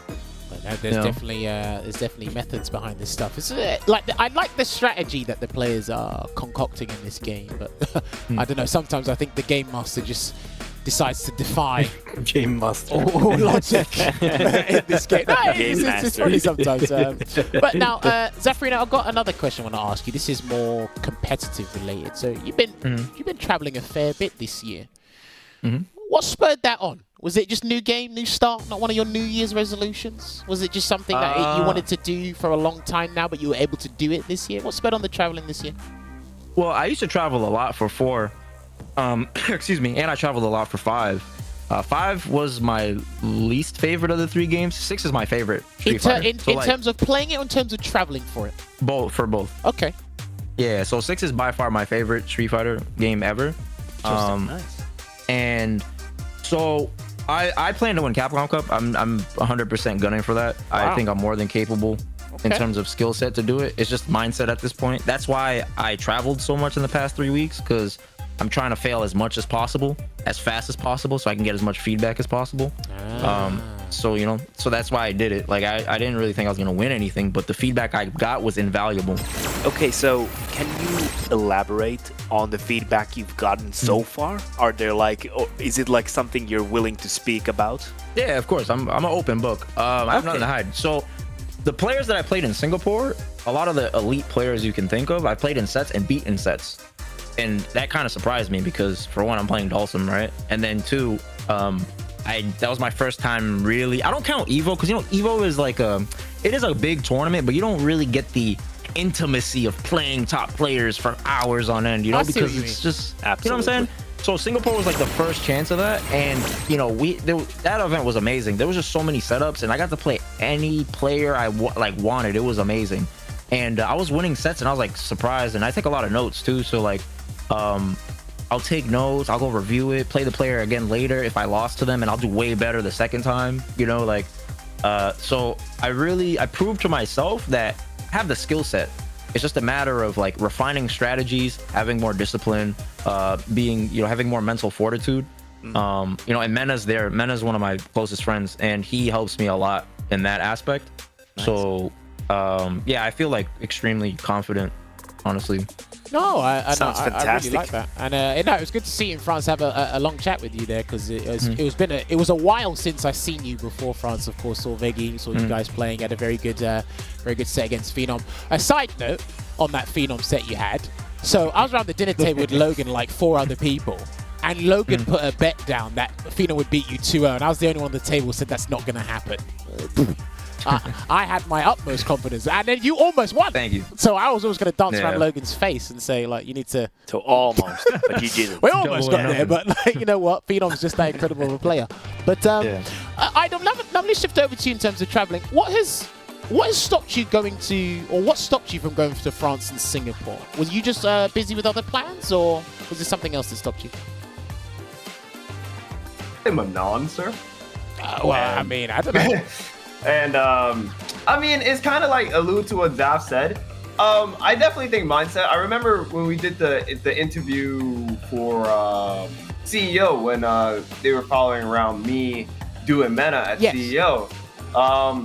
Yeah, I think fighting games is a lot of like mindset capabilities. Like, I think this game's kind of it's a roller coaster of emotions? Yes. Don't worry, I got you, iDom. I got you. Yes. You know, I threw the log, you got the jam.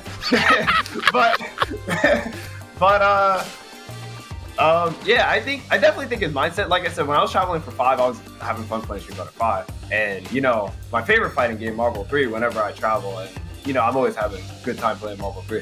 But, yeah, this game has a lot of roller coasters of emotions. You know, you're playing really good, then you get perfect parry and die. But... yeah, I think that's I think partially that's why the success in 6 hasn't really correlated to 5. I mean, the success in 5 hasn't really correlated to 6 for me. Okay, no, that's completely understandable. Again, some people are, you know, they learn faster than others. Some people it doesn't quite click yet. And I think with you were pretty damn decent at SF5 for a while. Your name just didn't crop out there until the latter part of the game, and then people were like, oh, iDom's pretty damn good. And obviously your guys were backing you for years saying he's always been good. You just didn't they call him Stoop Kid. Well, so they just never quite saw it. iDom, are you planning to go to the LCQ, or are you just going to bank on the online qualifications to try and get into the cup? I feel like I'm just going to bank on the online ones. I don't know. LCQ is not I don't like the... I don't know if I can say it. I don't like the Capcom Cup system right now. Okay, let's put it like this. You're not fond of the format right now. Yeah, no, okay. I'll just be real with you on this one. It sounds like you're not fond of how to qualify for the cup this year. Yeah, I feel like even me and Zaf are kind of screwed in the region we gotta play. We got some of the strongest players in the world in our region. So even last year was bad. No, because who's got it? France has got a dense region, UK's got a dense region, Japan's got a dense region, East Coast's got a dense region, West Coast has got a dense region. I'm trying to think. There's a lot more regions I'm thinking of that are pretty like condensed with strong players. I just can't remember them off the top of my head. But are you saying there should be more, let's see, leaderboard type formats? Or are you just want automatic qualifications completely abolished? Is that what you want? I feel like people would actually need more of like a point system type form. Cause funny enough, even last year, I always bring this up. Ending Walker qualified through World Warrior, but he won every ranking up to that ranking point. event. Yeah, so he was on a hot streak. Now Shax could have beat Ending Walker because I watched that tournament. He just dropped like a loot counter or something. Yeah. But even like right now, because even in Canada East, for example, I know Safe lost a couple of days ago, and he practically won, I think, like 4 out of 5 of them, but he lost the regional final, and he kind of just got screwed over because the system. And I'm like, if that were me, I would have been pissed. Well, you would have let me and everybody else know. I'm sure. Yeah. But yeah, I don't like the system. Like, you play really good for the entire season, then you just one tournament, here you go, or you had a bad day, or the perfect parry kind of got you today, and then all that hard work down the drain. Well, I don't know if you guys remember this. We are limited times. I don't know. I'll try and comprise this real quick because I think Brian F did a video on this very recently. Capcom actually answered their own question before 2020 happened. They actually did answer their own question. They were going to do a season split into 2 halves, and they were going to get a leaderboard for the first half of the year, and the top 8 players on that leaderboard, that ranking leaderboard, would qualify for the cup, and this leaderboard would reset, and then they go into the second half, and then get the other 8 players, and the World Warrior system was going to be introduced at that time. I'd have to find the video. It's a very old video, but I think a lot of people forgot about it. It resurfaced just recently. But it sounds like to me, iDom, you kind of want the leaderboard system to come back to kind of exemplify consistency for a lot of the players, because a lot of people have spoken about Mena RD situation because he got 2nd, 4th, and 2nd again, and you might not see him in the cup. Fudo's qualified for the CPT from Japan, and only one other guy's going to go from Japan, and like there's so many champions over there. So it just sounds like to me you want the leaderboard structure to come back. Am I right in saying that? Yeah, I mean, I don't mind the World Warrior system. I think you could do both. Well, the World Warrior system, I hope it stays, but it still shows that leaderboard format. But if offline were to come back, you want the leaderboard structure to come back like it was like 2019 or something? Yeah, the auto qualifiers, I'm not really a fan of. Okay, what if I win the tournament and then except for Evo, obviously. Okay, but, yeah. So for everything else, it's just like, eh. So let's say Evo and LCQ. I think is that safe in saying? Okay, fair. Zaferino, what about you? Do you think the leaderboard system should come back in terms of to encourage more traveling, or do you like this format? Talk to me. Yeah, I like World Warrior because you get to see representation from different regions and stuff like that, right? But I'm not a fan, and this is gonna be brutal. I'm not a fan of regions having 8 people in it, like in a World Warrior, and then that's like a joke to me. Regions having 8 people? What do you mean? I heard there was a tournament that had 9 people in it. Oh, okay. Oh. No, I see what you mean. You mean they can't make up a certain number so it doesn't look like a tournament at large? Yeah, and that's just one example, right? But it's really discouraging to see a Mena, right? To see all these strong players that might not make it because there's only 2 per region. Look at Japan. Look at how many amazing players in Japan. Tokido might not even make it. That's crazy. Kakuru might not, who won $400,000 in Saudi Arabia, might not even make it. Plus, that's. But that's. I really miss the offline format because, for one, I think online we are missing the narrative. There's no story. There's no build up. Right. There's no connection in these online tournaments, and we're kind of desensitized to seeing the same players, the same top players playing 4 or 5 tournaments a week. We want to see them play against internationals. I really miss when there was one premiere event a month and people would fly out. It was just so dope. And then afterwards it was a cool flow of things. You have the tournament, the winner, whatever happens, it concludes. They come back. People watch the streams to see people's experiences, their perspectives. What are they working on going into the next event? It was really dope, man. I think that's what we need next year, so that way there's more continuity. To me, it just sounds like. Sorry, iDom. To me, it sounds like we're just missing the offline part. It sounds like you two are satisfied with the online part to a degree, but it doesn't tell the whole story. That's right. What it sounds like to me. Yeah, pretty much. I feel like there's no, especially with all these online events, you can play in an online event one day, and then you enter one on Tuesday, and then Wednesday you just lose, and then you just get screwed over, and then it's just oh well, you're only as good as your last tournament. Before if you won combo breaker or something, you could still be yo, I won combo breaker, and then you get to hold that until the next combo breaker. Yeah, basically. No, okay. There needs to be a little bit more substance to what we're doing right now, and a lot of things are happening thick and fast, and it's online, and no, I can understand that because it's just absolutely. I do like points though. I like the leaderboards. I like points, but I do still think there should be like auto qualifiers, like for Combo Breaker, UFA, like the big prestigious events, because it'll attract more international talent too, you know. And that's a large part of why those tournaments are so fun. Is like when you watch it, whether in person or at home, you get to see so many different matchups, and you see the game from so many perspectives, and it's just so much more interesting for the spectators and the players, you know. Feels more personal. I just want to add on that I really like the thing that you said, that you see them perform, maybe they get third or something at Combo Breaker, and then a few days later everyone's back home, and then you go to Twitch and then you can just see these players and you can see, okay, what are they working on. It feels like a part of like a big storyline the whole year. That's what I got from what you were saying, and that's true, because that's a really kind of like a cool feeling that we're all in this, okay, this is that season of the game and we're all in this big storyline, and we can watch the different people and their experiences, and it creates, as you said, narratives, like a big storyline for everyone. And I think it's hard to connect. It's hard to connect. I understand what you mean. I definitely get that. Obviously, I'm not a fan of conjuring up stories out of nothing. Obviously, something needs to be built and marinate over time for people to be really invested.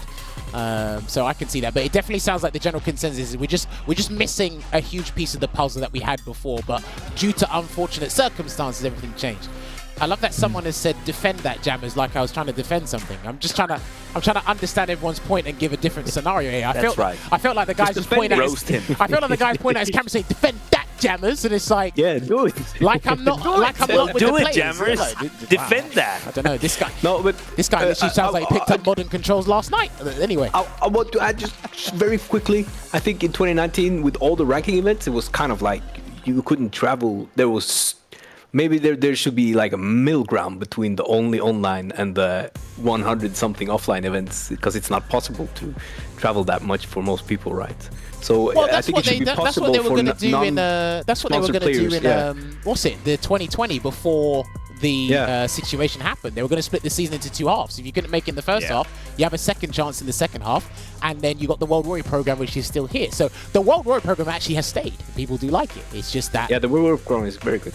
We just need a bigger incentive for people to travel and feel invested again, because again, like you said, you feel desensitized to online, and it's like, okay, this online bracket's over. Close the Twitch channel. Wait for the next one that's going to be in an hour or two, or just play tomorrow. And you don't see the player's expression. You don't really get to talk to them unless they're streaming their run. Not everyone's going to stream their run. There's a lot of variables to it. But I'm hoping, because again, we got to get this first inaugural season out of the way, because the fact that we're having a huge ass prize pool in the first place is a blessing that we all must not glance over. But we're running out of time, so I want to ask you guys one last question before we let you guys go, because we are on a timely schedule. So, iDom, are you... Outside of, how many chances have you got? You've got the East Coast qualifier and the World Warrior regional final. Is that right? Am I correct in saying that? That's the last two. Yeah. When is the regional final? Is it this Friday? Yep. The regional final is Friday. Yeah. Okay. Can you remind me who's in there with you? Because I imagine you're there. Mena's there. Punk's there. So it's Do, Punk, Mena, Banana Ken, Spaceboy, myself, Sammy, and Zach. Damn, that's a crazy top 8. Right, now I gotta ask you, are you fond of the new regional final World Warrior format, where 4 people in winners, 4 people in losers? Okay. Okay. No. I understand why they did it, but I'm still not a fan, because I think I was the 6th seed last year for Street Fighter V. I was the 6th seed coming in, and I was so confident because I only played in 3 of them. And I think one of them I played my G. So. I understand why they do it. It's definitely better to have people actually, take every event seriously. But I don't like the whole start and losers mindset. Okay. Well, I hope all your command grabs land, because you only got one chance to land them. So that's all I can say. I'm not even trolling. I hope the perfect parries are perfect that day. Well, I hope so too. That's all I gotta hope for. Zaferino, what about you? Are you fond of this regional final format? Do you think they should get rid of a regional final entirely? I'm for it. I personally don't care if I'm in losers, because I just needed to get in. I didn't care, because if I was in winners or losers, I wasn't going to lose either way, So, it's the same to me. It's all about the mindset, indeed. I like that. Well, gentlemen, has anyone? I feel like somebody had like a stat for this, but even in Street Fighter V, I think no one. If you started top 8 and loses, like nobody's won for like. I don't think anyone's won. No one's ever won.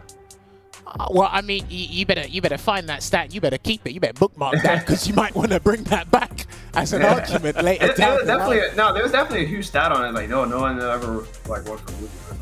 Well, I mean, listen, maybe someone will change. Now it is the the next time couple to of weeks. change it. Well, we'll see. I believe in you. Now's your chance. Again, I still draw inspiration from thinking I could play Manon for 5 minutes before I switch to another character, whatever character that may be. But right, gentlemen, we are just about out of time here because I know there is actually something else going to be happening on Capcom Fighters very shortly.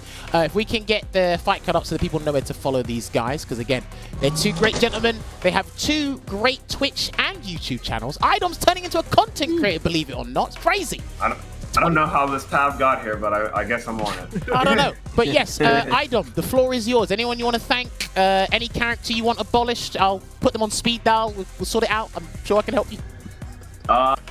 Just follow the Twitch and the YouTube, and Capcom, please change the entire system. There it is, dude. There it is. Right, change the system. Change the system. Doesn't make any sense. He's saying that in a passionate regard, not as a negative Nancy, I'm sure. There it is. Zaferino, what about you? Where can the people follow you, and you got any last words? Follow me at Zaferino1 on Twitter, YouTube, Twitch. I love Street Fighter 6. Honestly, Capcom, you did an amazing job. Thank you. The only thing that is missing is the man himself. You gotta get Sagat in the game. Oh wow! You gotta get Sagat in the game. You guys, come on, man. Sagat in this game, in my hands. Yeah, well, no. Listen, I think that can work. I like it. Your opinions are night and day. iDom's an assassin, not answering my questions. But go on. It's the complete opposite spectrum. I'm telling you, it's two opposite sides. And that's exactly why we brought you two on the show. That's why I love you two. I can't wait to see you guys in an offline event once again. All right, gentlemen, we do have to cut this short. I could talk to you guys for hours, but we have to finish closing out the show. So when you're ready, you can leave the Discord call. I will drop you guys a message thanking you once again, and hopefully we can actually get you guys on again at some point in the future. Fingers crossed. We'll talk to the guys. Absolutely. Right, later, everybody. Yes, take care, everyone. All right. Bye, guys. So, later. That went a little bit over time because I could talk to those guys for hours, but I just remembered I got to look at the clock there. But no, that's why we bring these guys on. I know people say, there's too much waffling and so on and so forth, but it's always funny when the set's over, you guys want to stick around and hear their opinions. It's very funny how that turns out. So it's good. But look, you know what? Defend that, Jammerz. Yeah, point. Defend it. Anyway. Thank you very much to Veggey. Veggey suggested this, and I like it. Their opinions are night and day. But again, iDom comes from a place of passion, like the vast majority of players do, because they want to play this game for a very long time. And again, just a couple of changes. It might be to the system. It might be to individual characters. We don't know. Only time will tell, because the meta changes each and every day. So you kind of just got to roll with it until we hear it. We don't know what direction they want to go into with this game. So we just got to it's a long run thing. It's like you don't have to be the best the first. Is it 5 months now? 6 months? 5 or 6 months. Come on, 6 months. Yeah, soon 6 months. It's like there's a long road ahead. There's a time to adapt and to become the greatest there ever was. It's just like enjoy the game, keep playing. Things will click. Things will change probably at some point too. It always does. We'll see. I think it's changed. Yeah. No, they do. And to be fair, I do like the set. I think iDom had a little bit more in the tank to offer in terms of making the set a little bit closer, but I don't think Zaf could have played it any better, to be honest. That was clinical stuff. Immaculate. And I definitely want to watch that back because he showed me 1 or 2 things I didn't know about Dalsim, so I'll dabble with him, take some more notes in that regard. But yes, that is the competitive side of it. We are actually trying to stay on the airways as much as possible, being consistent, because myself, the production team, and Veggey have been super busy. He's been busy in real life. This one down here. This one, he's been real busy in real life. The rest of us are actually busy in the space of esports. Speaking of which... In the streets? No, not there. Anyway, we got a couple things to show you. So there was a Jamie thing that got posted up. I don't know if we have it to show. Perfect. There you go. This is going to be Jamie's costume thing. Jamie's not a bad character. Jamie's a good character. And this is going to... I heard through the grapevine that he gets 5 drinks if you put this combo or this costume on. This costume is sick. I think he gets 5 drinks if you put this costume on. So keep an eye out for this. It's still clean. I hope. Nice, I think. too good. Did it say anywhere at all? I might need to confirm this. If you have the Ultimate Pass, you get these costumes for free. I don't know if you have that. Okay, I might double check that because I need to buy the Ultimate Pass myself. I bought the Deluxe Edition, to be fair. So I need to double check that. However, there may be a little surprise for you guys on the way. I'm not going to tell you what it is, but this is one of the costumes that will be coming very soon. I can't wait to see them all actually put into the game because the games outside of Aki and Rashid, it's been a little bit lackluster right now, but Capcom are very good at teasing things at the right time. Just when you think things have gotten stale, they're like, gotcha! And I got something new dropping in a moment here. But of course, I think there was something else we had to show as well. I'm not particularly sure. Perfect. Few days left for the Final Fight Gala.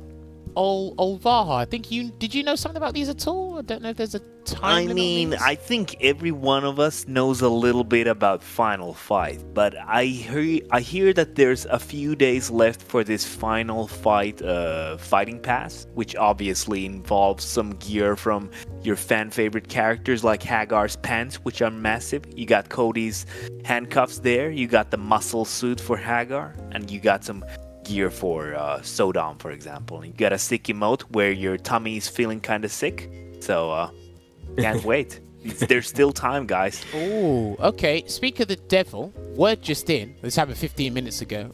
Apparently, there will be a Outfit 3 showcase trailer tomorrow and their release date. The Street Fighter official Twitter account just put it out. So if you're not following at Street Fighter on Twitter, on social media, go check that out. It looks like there's going to be an Outfit 3 showcase. So it looks like we're actually getting these a lot sooner than expected. And that means, to me, if those costumes are coming out, that must mean Ed must be nearby. Yo. That's just me. Ed must be nearby. The voice of reason said no comment. I don't know who the voice of reason is, but someone just said no comment. Anyway, there are SFL badges, limited time only in the Battle Hub. Like we said, all Street Fighter leagues are happening around the world. SFL Japan in the second stage. I think they're on the closing parts of the second stage.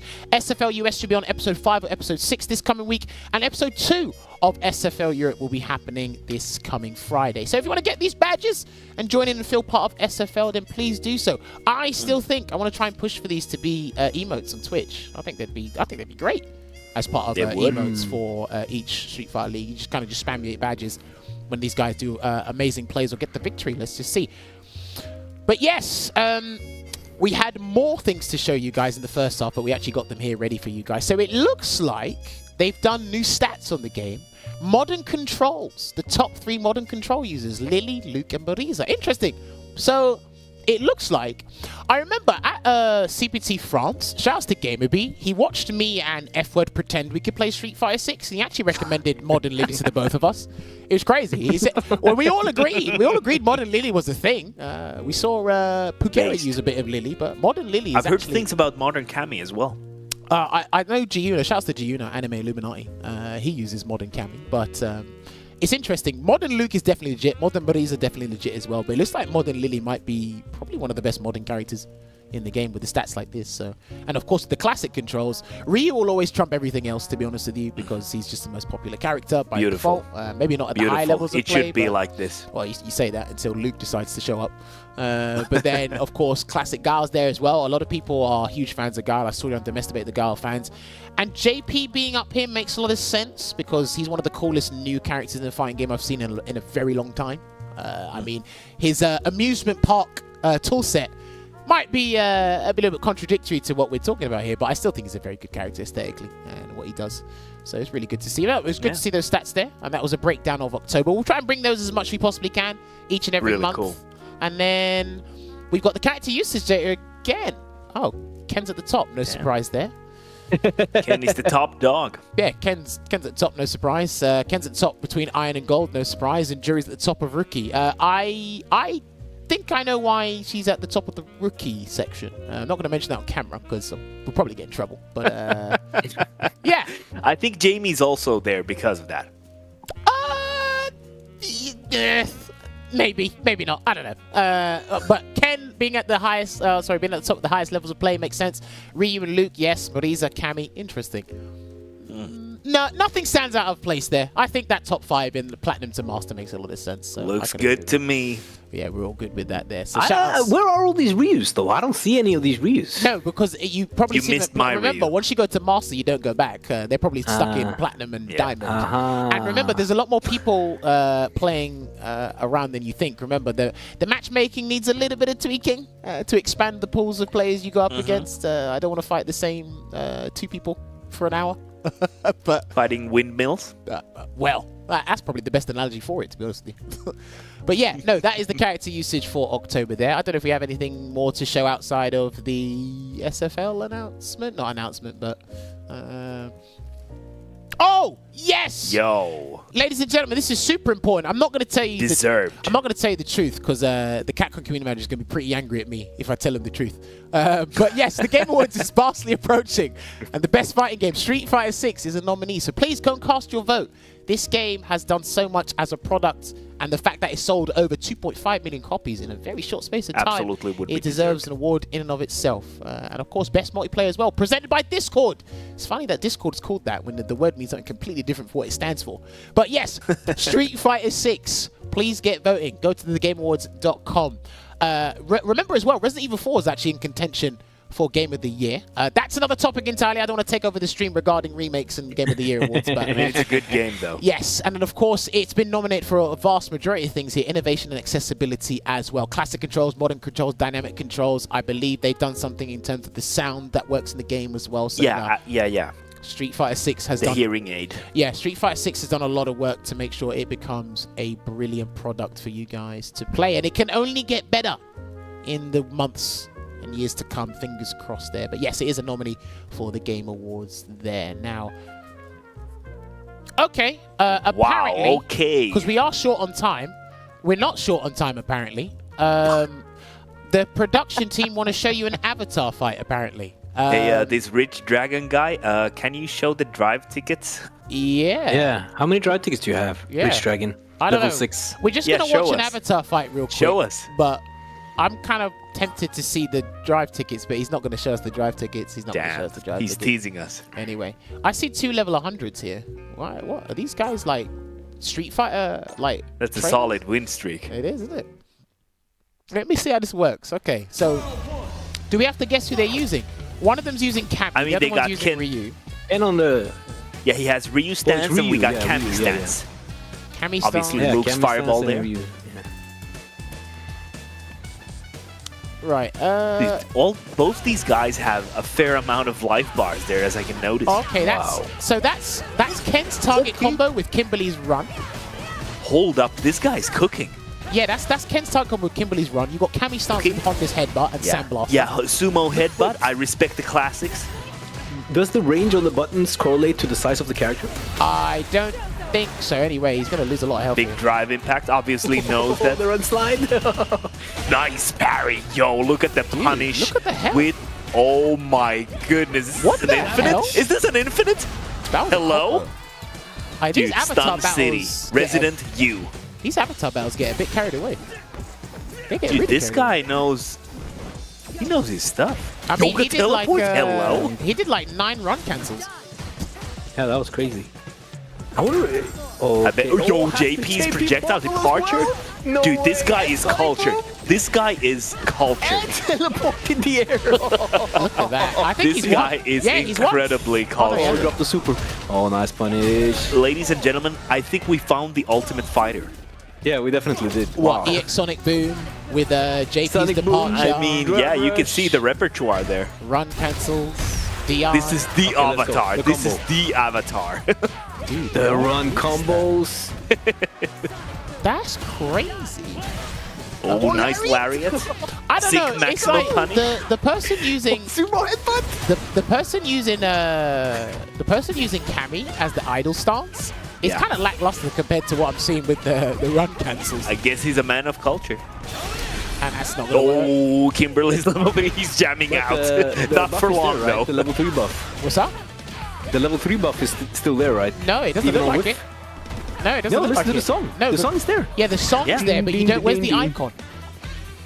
The icon's not there. Dude, those low slides, they aren't working, my man.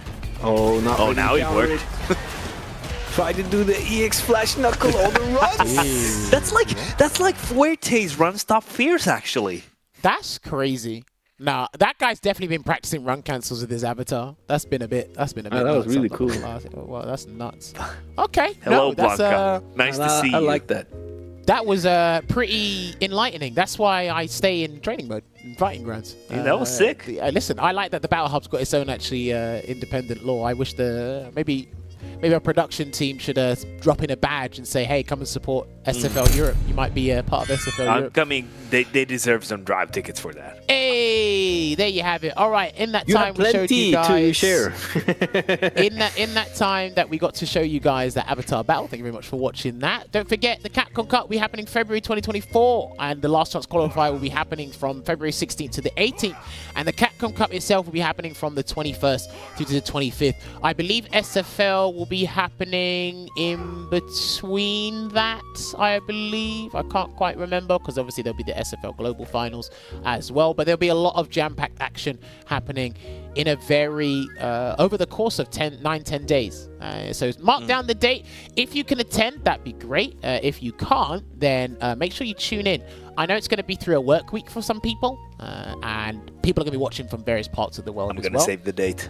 But yes, if you can attend, or even watching, again, even watching it, you'll be part of the Capcom Cup as well, but do save the dates there. But yeah, I hope the LCQ is going to be nuts like it was last year. It was great to watch the LCQ and commentate that with Ringe. Shouts to Ringe once again. But yes, it'll be happening from there. And of course, UFA will be happening this weekend. Europe's most populated Street Fighter 6 tournament there. 512 plus players have signed up. It'll be happening this weekend. Unfortunately, I will not be there, at least to commentate. I may try and make the trip down on the finals day, because UFA finals day is definitely a treat you want to experience live. But yes, I'll not be there. I don't think, Veggey, you're not going to be there either? No. Okay. And Olvaha, you haven't got any plans for UFA either? No, unfortunately my weekend is already packed, but otherwise sounds like a fantastic time. And definitely if you are living in the area or in general in Europe, do visit the UFA. It's always a big treat. UFA is great, and I would have been there, but we had the World Warrior the same weekend, so... That's right. Yes, World Warrior Regional Finals will be happening as well. UFA will be happening in Paris, France. So if you are a local and you can make it down, I think sign-up's all done, so spectator stuff now. Make it down. If not, you can just tune into twitch.tv/reversalgg. I think there'll be other Twitch channels that will be there as well. It's a multi-fighting game tournament, but Street Fighter 6 is their most populated one, so definitely check that one out there.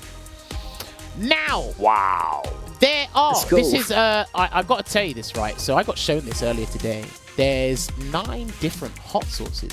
Is it 9? Yeah, 9 different hot sauces that you can get to spice up your food. Give it that Street Fighter taste. Unfortunately, this is UK only. Jammerz. Yes? I don't understand why they didn't name the Dhalsim one Yoga Flame. Yeah, they missed the trick. I think that's a miss. Listen, it's way above your pay grade. Anyway, so listen, don't worry about They it. missed the trick. That was not on us. Maybe they wanted to call it something else. Maybe they didn't want to. They copyrighted the name against themselves. I don't know. Some people do that to themselves. I'm not quite sure. But this is currently available only in the UK at a store that I don't even know if they have an actual base somewhere. HMV. I can't even remember the last time I saw a HMV actually open, to be honest with you. It might be on the website. Who knows? I hope you can buy this on Amazon. I'd buy it on Amazon, to be honest. But yes, there are 9 hot sauces. If you want someone to get you them and import you to a different country, then that's going to be a lot of postage and packaging, and I'm not flying over to some other country to give someone hot sauce and come back. They might stop. You should. No, I shouldn't. I'm not going to do that. Anyway, keep an eye out for this. If you do buy hot sauce in the UK, take a picture, put it on Instagram, tag people on Street Fighter. Yeah, tag us actually. I would love to see that. But yeah, they did miss a trick with Yoga Flame, I'm not going to lie, they did. Yes, perfect. Right, so in a couple of minutes, probably 5 minutes, maybe straight after us, the Battle Hub party has actually been happening over the past couple of days. Justin Wong, Kizzy K, Elijah, I think Seidan has a team. I could be wrong. This is on twitch.tv/Capcom USA. Shouts to Capcom USA for putting this together. They get a bunch of influencers and actually put them in the ring together, which is very interesting. I just double check this myself, but they've been having a whale of a time over there. So make sure you go and support and check it out on twitch.tv/Capcom USA. Shouts to those guys there. And then I believe that must be it. So yes. Wait. Whoa! Wait. Jammerz. Sorry. Jammerz. Sleeping on the job. Yes, Olvaha, was it? Before we go, you didn't ask if we had fun today. Well, I was please going to ask ask, but clearly you beat me to the punch, so you can answer your own question. No, can you please ask it from me? I was going to, but you didn't let me ask. Come on. Now you want me to ask you? Yes. Veggey, did you have fun today? I had a lot of fun, Jammerz. I wasn't even expecting that question. I'm so surprised, and I think it was a great question of you to ask me. I had a great time. Thank you so much. Anyway, Olvaha, what about you? Yeah. Did you have fun today? I had a really good time, Jammerz. It's always good hanging with you guys, but the guests were great. I mean, and the sets were great, and like everything was just great. I'm all smiles. Thanks for asking, Jammerz. How about you, Jammerz? Did you have a good time today? We will see you next week for some more sets. We're trying to get it set up. I'll be in the country for a change. We'll try and get some more episodes set up. But until then, make sure you subscribe to the channel, follow all the SFL around the world, and make sure you keep up with the CPT as well. We'll try and keep us up to date as much as possible. But yes, much appreciated to iDom and Zaferino for joining us. We'll see you next week. So until then, take care. Keep playing some Street Fighter. See you soon.